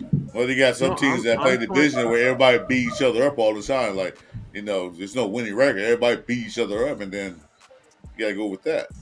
And some teams have an easy ride. I'm fine with them extending the playoffs too by adding one more team and then put 2 teams on a bye like we used to do. Yeah, we did that. So the number 1 and number 2 seed get a bye, and the true wild cards and other division winners play each other type of thing. Yeah, I'm fine with going back to a 2-team bye. Yeah, I love that one idea. extra team in the playoffs, and that's big. It used to be like that too. Yeah, and that's how it was. Well, because we expanded the overall size of the league by adding teams, and then they reworked everything, so they only rewarded the number 1 seed with the bye week. I think both the 1 and the 2.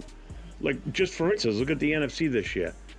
The 1 and 2 teams both get the bye. Well, not the 1 and 2, but Minnesota and Detroit get the bye, but now Minnesota has to go on the road. And not only do they have to go on the road, they were supposed to go to LA, now they got to go to Arizona.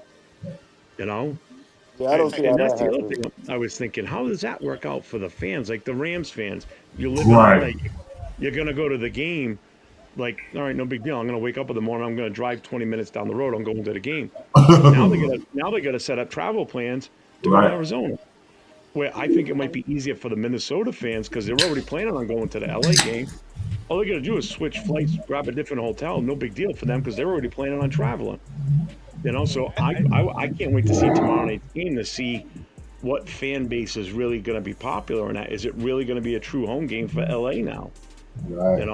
Rudy B. Moore is in the building. LA is only literally a drive there to Arizona, though. So it should be like, that's what about 4 hours, 5 hours? I don't know. I have no clue. So we got a question for the panel. Gentlemen, what are y'all thoughts about my Baltimore Ravens versus the Dollar Bills? Oh, yeah. No, we were talking about that earlier. Hell of a game. Earlier. That's the Canelo Crawford of the AFC. Yeah, that's going to be an early, like, I would think whoever wins that game should really win the Super Bowl. But, I mean, they technically should, but, Mahomes and them keep pulling out these one-score games. So you never know what's going to happen with them. Keep finding a way, yeah. The Texas and the refs. It's Mahomes, the Chiefs, and the refs. Right. Yeah. Exactly. Seriously. In all honesty, between Baltimore and Buffalo, the fact that number 1 the game is going to be in Buffalo, I still got to stick with Buffalo on this one. I just can't see Baltimore going up there and winning.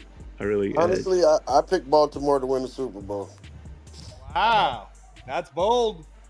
I don't think it's bold at all. I it's his time. picked them to win the Super Bowl. Finally, he got a little bit of help. He ain't got to run around like crazy. You can give the ball to somebody else to run around. They're more of a complete team this year for sure. And he's definitely doing a lot more from the pocket. So if he ever does really start to run like the other years, there might be some trouble. Do you know the crazy stat about the Baltimore Ravens Super Bowl wins? What's that, Turf? They've all come exactly 12 years apart, exactly with a quarterback that's exactly 28. Really? No, you did mention that. We were saying that Friday night. I never known. But yes. Wow. Every single one of them. Wow. Maybe this is the year. year. So if fate should have it, they're going to win this year. There you go. Exactly.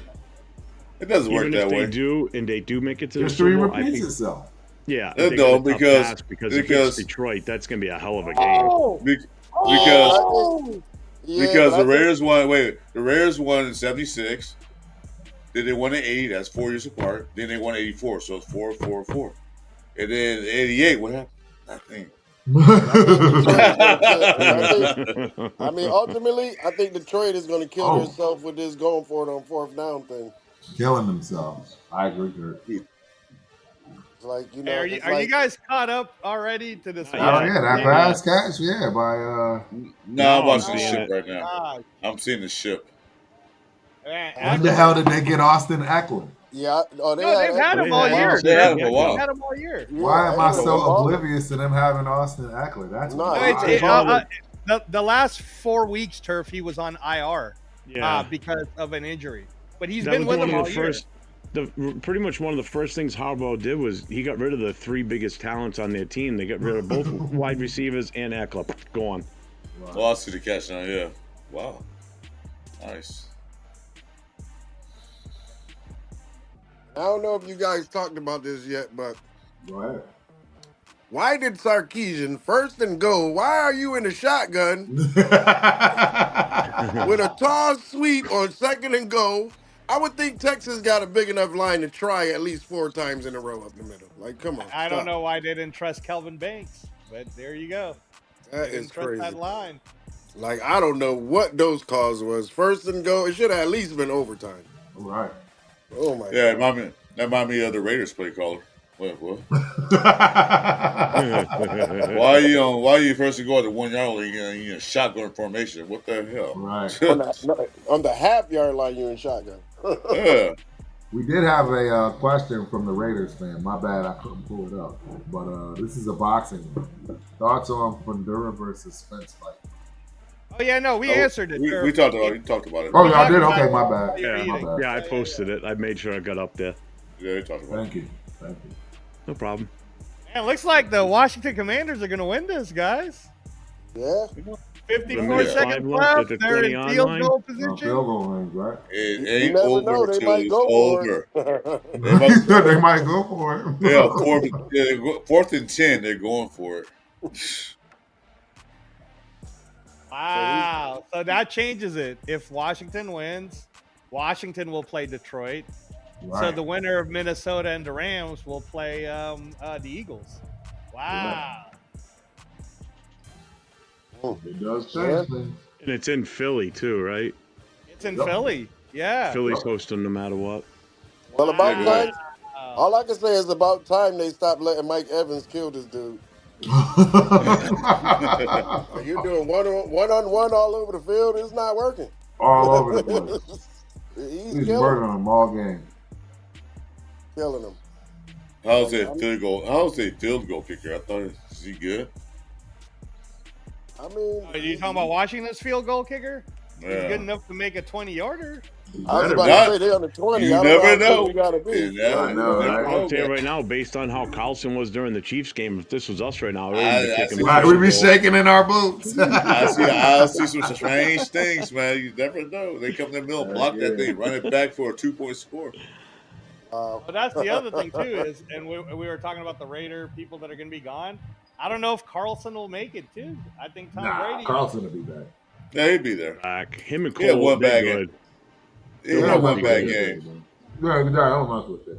It wasn't like he stuck up the whole season, so you know.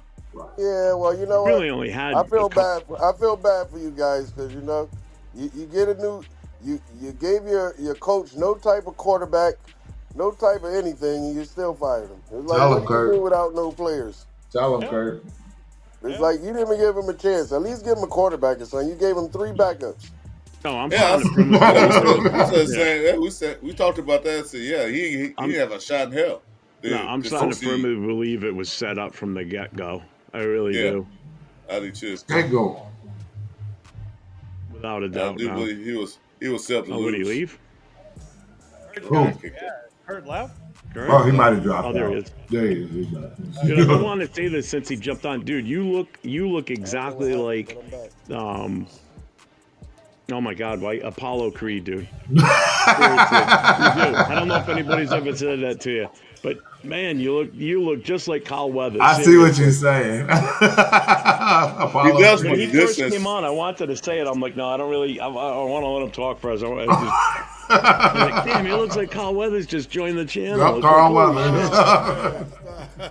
seriously, look at him.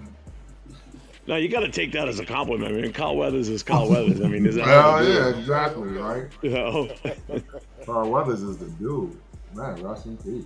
Plus, he's a former Raider too, so Yeah, he's former Raider. that's big time. okay in my yeah. book too. He's always at the alumni games. Always.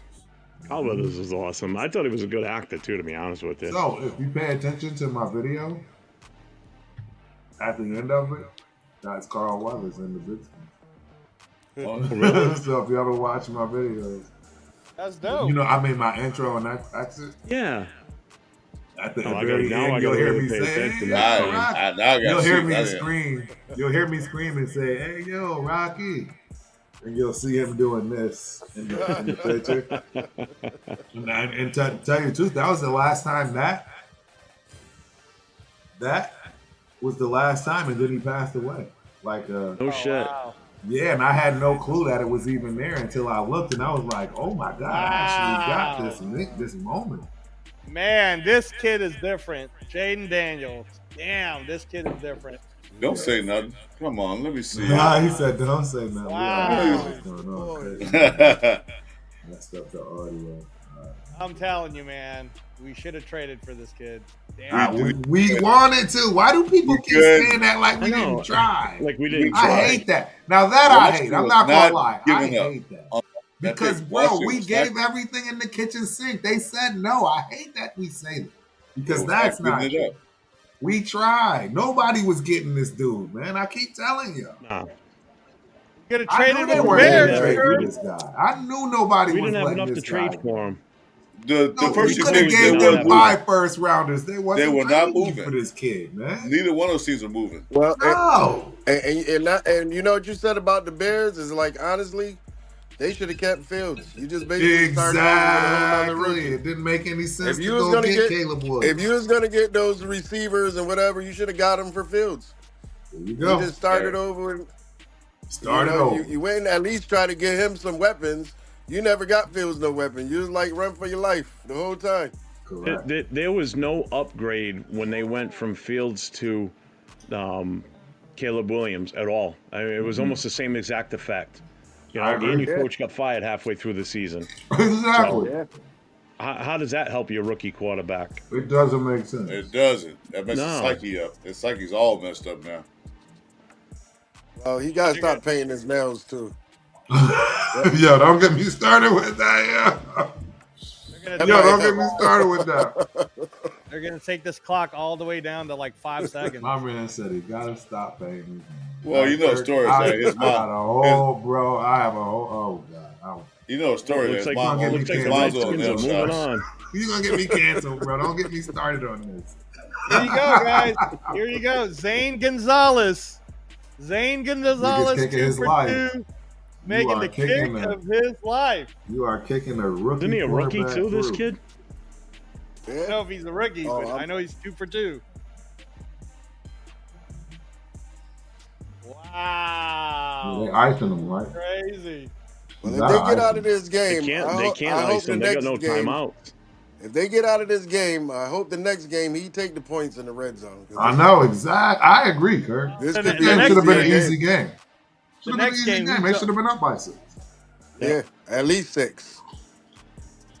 The next game, Chris, he's going to Detroit, so I don't know if they're going to have the chance. Oh well, that's going to be the battle with 4th down then. The battle we just ain't fun ever. Oh! Oh, man! Oh! Look at You guys see it her. yet? No. Tell me he missed it. I won't wait till you guys see it. He missed They it. haven't even. He's just still like. All right. They're getting Don't ready to tell me snap he it in a missed. second. No, Oh, he made it, but it went off the it went off the upright. Oh, it bounced in. Told you, anything can happen. Oh, okay.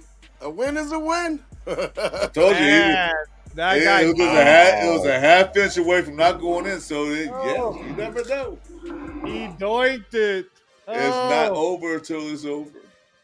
First Damn. playoff win since 05. Oh, there goes my pick. I said Tampa Bay was going to be a sneaky team this year. Well, not now. That's it. Well, They're they put- done. They They put snuck hell of a game, themselves out. Yeah. They blew it, to be honest with you. Oh, Wow. man. That's big. That's big.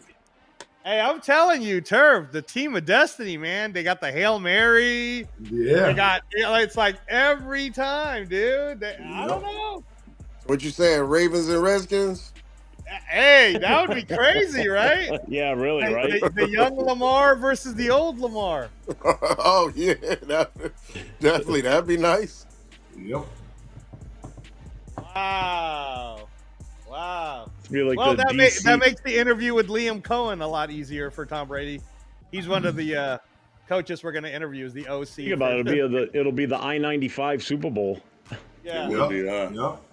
So now tell So me this. question from- Once Tom Brady start making all these decisions, is he still going to be calling games? I don't know, man. Wow. I We don't know.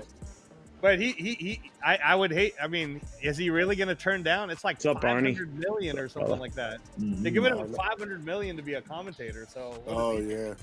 I know he got some I guess he has a lot of stipulations in his contract with the networks. He can say things, he can't do that, and he can't actually do a Raider game ever, as long as he's the owner. So we Yeah, got a question from Arnie. Yeah, who's Who's our our defensive MVP? MVP for the Yeah. Raiders this season? Who's our what? I'm sorry, I didn't hear mine. Who's Defensive our MVP. defensive MVP For for the the Raiders Raiders? this season?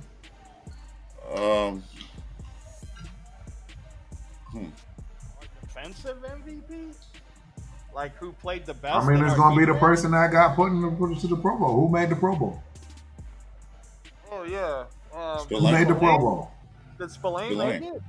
No, Spillane did not Uh-huh. make the Pro Bowl. He did? Who made the Pro Oh Bowl? No. wow. I What is the didn't. Pro Bowl? Max Like a Crosby. flag football Max game now? Max is What the is only that? other Pro Bowler on the team. It's him and Bowers. Wow. Because they're playing flag. It's- They're playing flag football for the Pro Bowl. Like, what the hell's going on with No, I know. I hate that. It doesn't Right, mean what it football. used to be. it? It's Yeah, though. not- I mean, they used to go to Hawaii, man. yeah, just bring it back to Hawaii and get back to playing real football instead of this flag crap. I hate Right. it.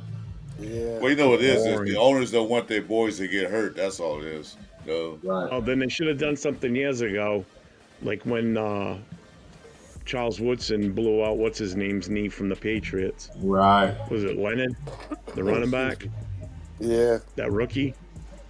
Kid Yeah, never that was was bad. never was the same after that. Yeah, that was bad. So a couple of messages I couldn't put up from L11, rest in peace, Carl Weathers. So shout out to that. Yep. And then Arnie. Garza, salute, Jeff. And the Women Raiders is true. Yep. Yeah, we got some great games. I don't know though. That Chiefs Texans game, I'm not so sure of that. I'm still gonna take the Texans regardless. So. Yeah, Well, so I you mean- never know, man. You never know. I mean, I ain't picking the game home. Y'all when I done learned my lesson. I don't know about Not in the y'all. first round. Not in the first Exactly. I round. learned my Yeah, lesson. I ain't doing Not that. after the bye. Y'all on your own with that I don't know. one. Whoa. I still say Texans got a good shot because they play against the Chargers at the end. Right. I mean, they look pretty good. They do, Their but I think the defense- only way Mahomes loses is in the conference championship. I don't think he loses in the first. I agree. After the bye. I mean, I don't think so either. But a boy. Well, can I dream, know. right? I don't think so either, but I'm just hoping. I'm wishing. I'm like, I have my hopium going right now. Well, I'm praying to the football gods that the Chiefs lose. Yeah. We lost two of our divisions. They're out of it. You hear me, Charger fans? Not in the chat now, what? Except for today. So every game so far this week, and I've been on the money except for the Tampa Bay game just now. I'm And that still was waiting. close. I'm still waiting for my Charger fans to get in the chat. Come on. Blowing Blowing it up Friday. Chargers. Yeah, Them blowing it Chargers. up Friday. Not a single one of them showed up last night. None. Wow, They we were got one another of them. question. Friday night, Vikings, Rams predictions. I got the Yeah, Vikings all day. Justin Yeah, Herbert was throwing I it gotta- up for grabs. I gotta go with the Vikings. I don't know, Turf, because the Rams beat them already. And No, the I Rams understand that, but now is when it matters. Yeah, that's regular season. This is And they playoffs. really Yeah, don't even this have is like true. I And think, again, they're not playing in their true home field too. So I think that has a lot to do with it too. they're playing in Arizona. Yeah, it's complete neutral territory, neutral site. You know. Well, again, that's why I said I'm curious to see what side, who's going to be the biggest fan base there, who's going to have the most voice in there. Right, it's going to be tough, right? Because that's huge. That people don't realize how big that is. Everybody has to travel. Yeah.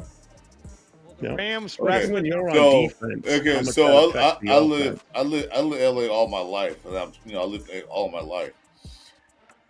They are a Rams fan, but it's not as many as you think it is. It's not really a big, giant fan base because once the Rams left here and went to St. Louis, they lost a lot of their faithful. So they have a big fan base, but it's not that big. A lot of teams switched over to other teams. And dude, plus, look at LA the is on the side of his face where he got cut. That whole cheekbone is just swollen right out. He must have really got popped. So I don't think the Rams. I don't know if the Rams are going to show up or not. Especially what's going right now in LA. A lot of things, a lot of families is going on, so they might not beat her. Right. That's true. Yeah, that's Angel, true. do you see his face there? Yeah, no, It looks like he just it got looks out like of what a a boxing ring. boxing match. Yeah. Hey, you it got looks like- busted up, huh? Yeah, he got Where's the popped. cut man? I don't know how he got that because he had the helmet. So I don't know when. The only thing I could think of is when he landed face first, the helmet kind of might have come loose, and he got hit with the side of the face mask. Probably got sucker punched under the palm. Old school style. Right, Yeah. Hey, Turf, in your new vertical way of doing things, how are you able to share a video? Easy. Is it? Yeah. Okay. I was just wondering because we got to share a bunch of boxing videos. Of course. You don't get in trouble for it as long as there's no sound, right? Remember we tried that and got shut down immediately. They said one of the guys said Marcus Williams not playing for the Ravens. It's a healthy scratch. Who? Marcus Williams not playing for the Ravens. It's a healthy scratch. Oh yeah, I don't know that. I'm not sure. It's a safety. Safety Marcus Williams. Oh, here it is. Oh, You see it? It's in the shot. It says a healthy scratch.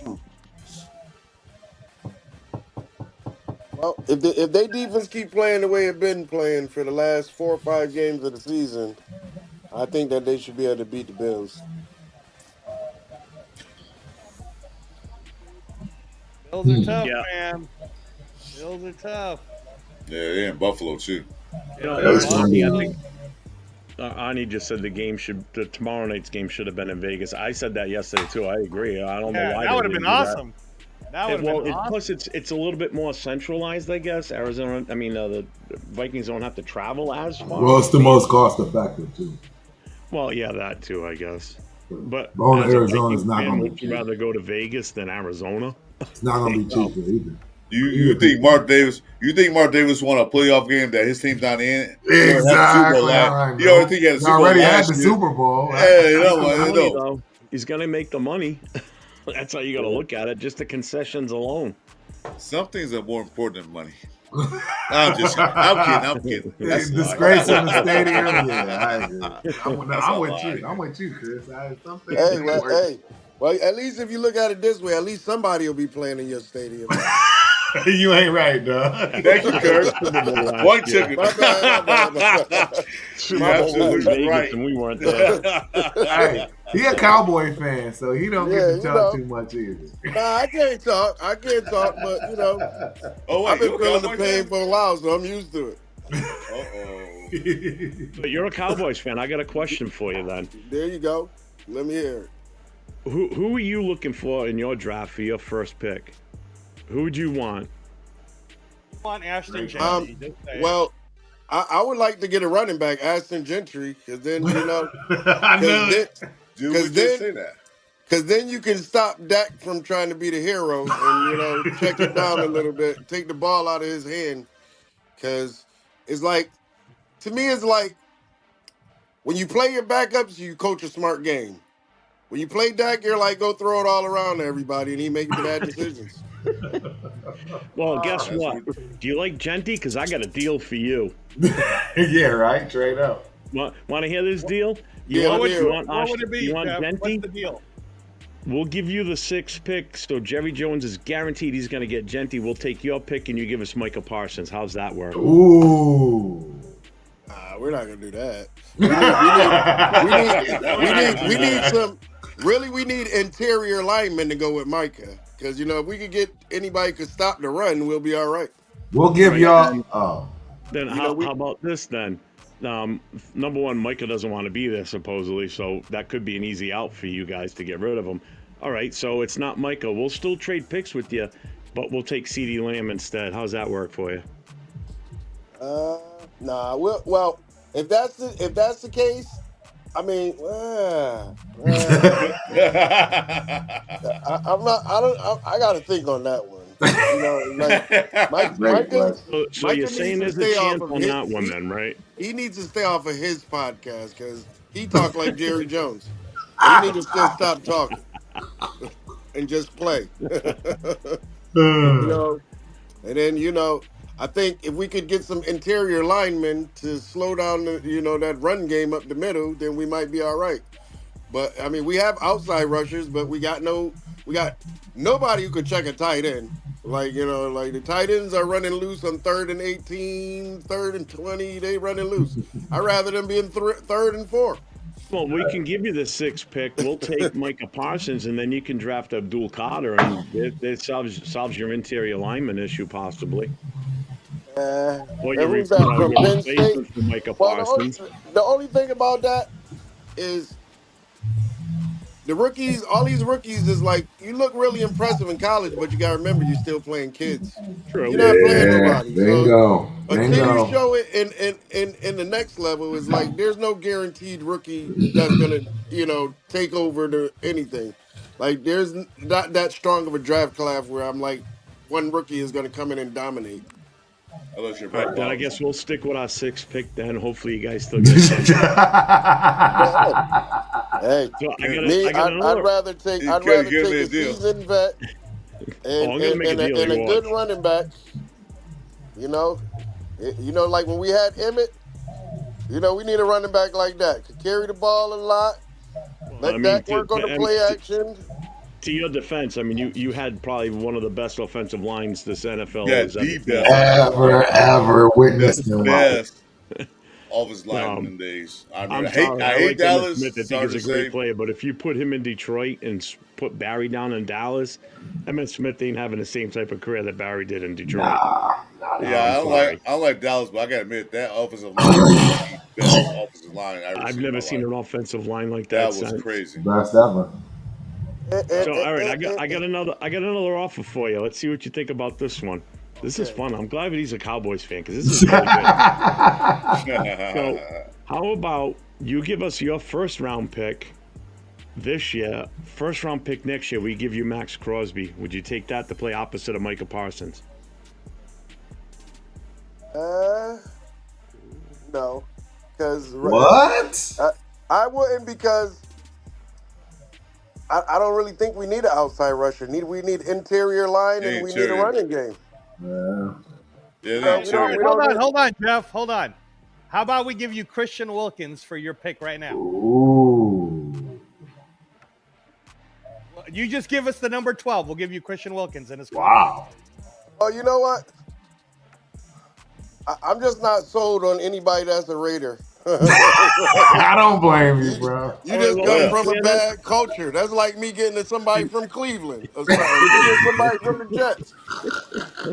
Wow, you don't bring bad habits with you. It look good on paper, but you bringing all your bad habits. I don't know about that. He just put knives in our back and twisted it.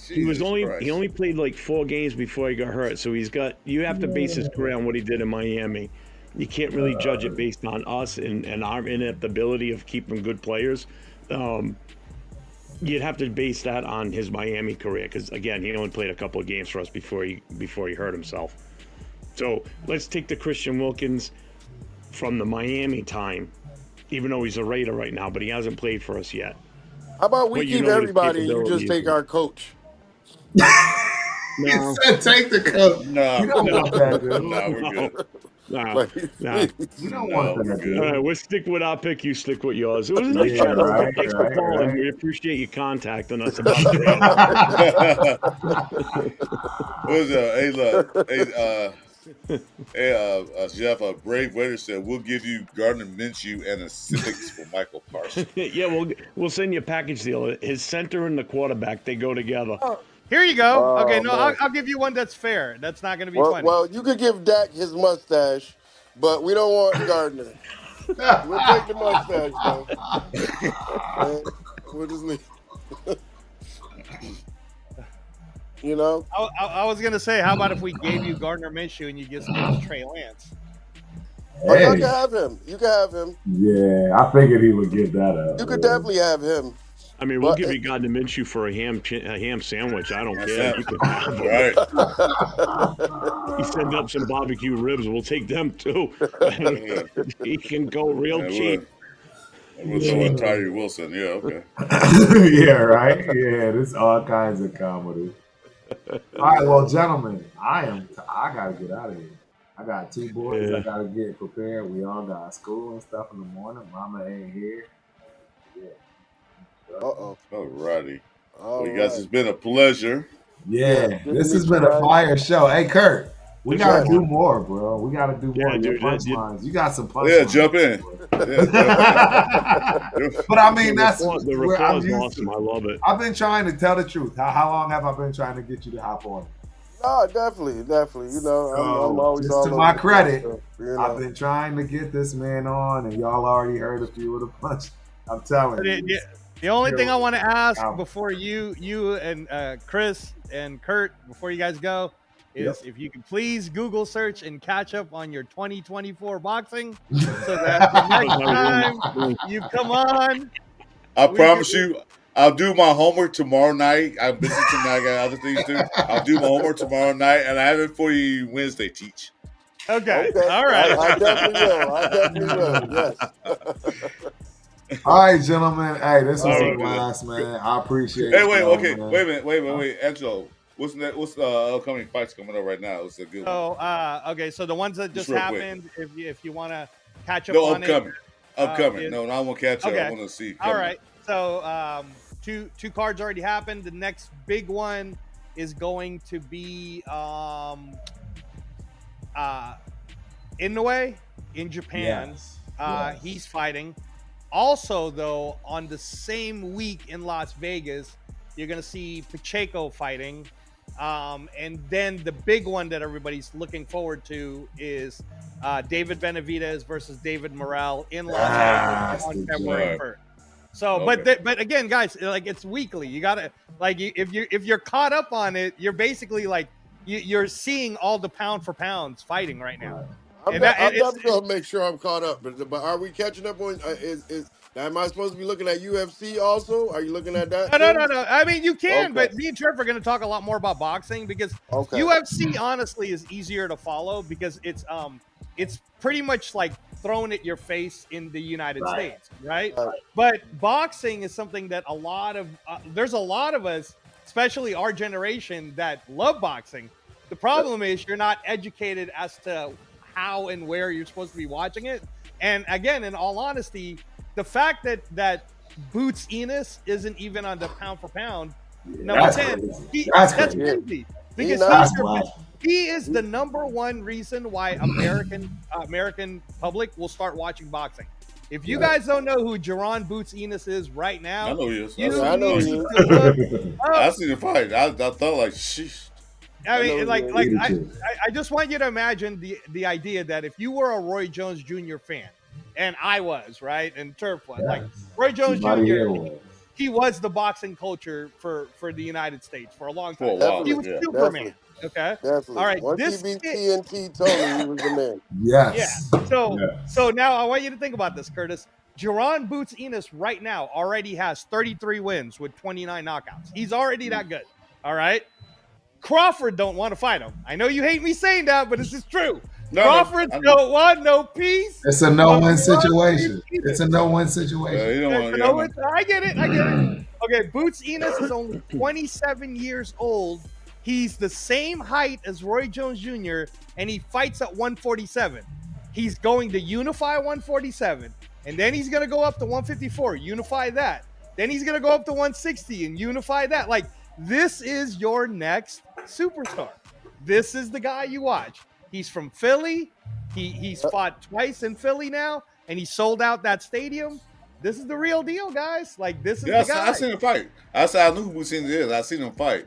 So, but like I said, it's all about that name recognition. Who's on the big TV? Who's on the big pay-per-view? That's all it is. He's not out there. They don't put him out there like they did Crawford and all that stuff. So once he gets his name out there, if he beats Crawford, he's going to skyrocket.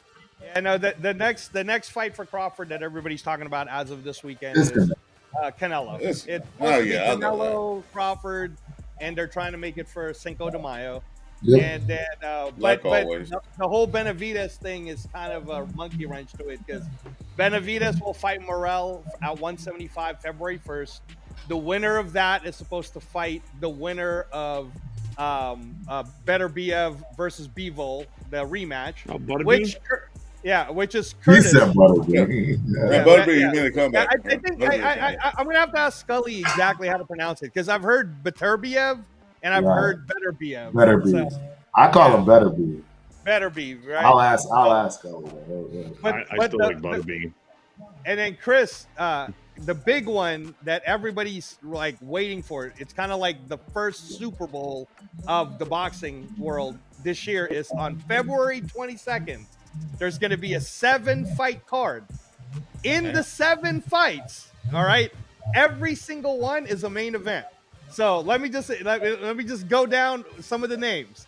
The main event is the rematch between Bivol and Beterbiev for 175, right? The co-main event is Schofield against Shakur Stevenson, right? That 135. That's for the WBC title. The card right before that is Virgil Ortiz versus Adramov, right? The fight before that is Zhilei Zhang, the heavyweight who knocked out Wilder, against Agit Kabayel. Like, it's like bang, bang, bang. It's a dope card. Oh, and then Daniel Dubois is also fighting on that card against Joseph Parker for the IBF heavyweight. It's crazy, guys. It's crazy. So when football is over, after February 9th, I want everyone paying attention to boxing. Yep, we'll be there. Our season's over, so yeah, I guess we could now. All right. Talking about the draft and free agents. All right, guys. Oh, yeah, we're going to be talking about all that. You already know the mock drafts are about to be. Hey, Turf, can I just say one real quick thing before we blast out of here? Yeah. Anybody, again, just if you're in the LA area, just be careful out there, please. I know it's been up and down as far as the intensity of these fires. I know they just reported additional deaths, so the death toll is rising. So when they tell you to get out, get out. All right, evacuate. You can't replace life. Get the hell out of there when they tell you to. No call, man. Good shit. All right, gentlemen. Until next time. Peace. Raiders! Let's go, baby! We all the way on the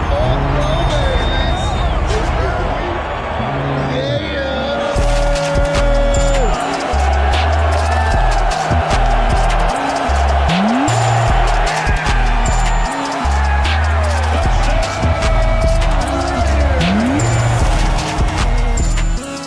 You look good in that silver and black. Talk about the game, so I'll be handing out cards and everything. I'll be at every Raider game. So.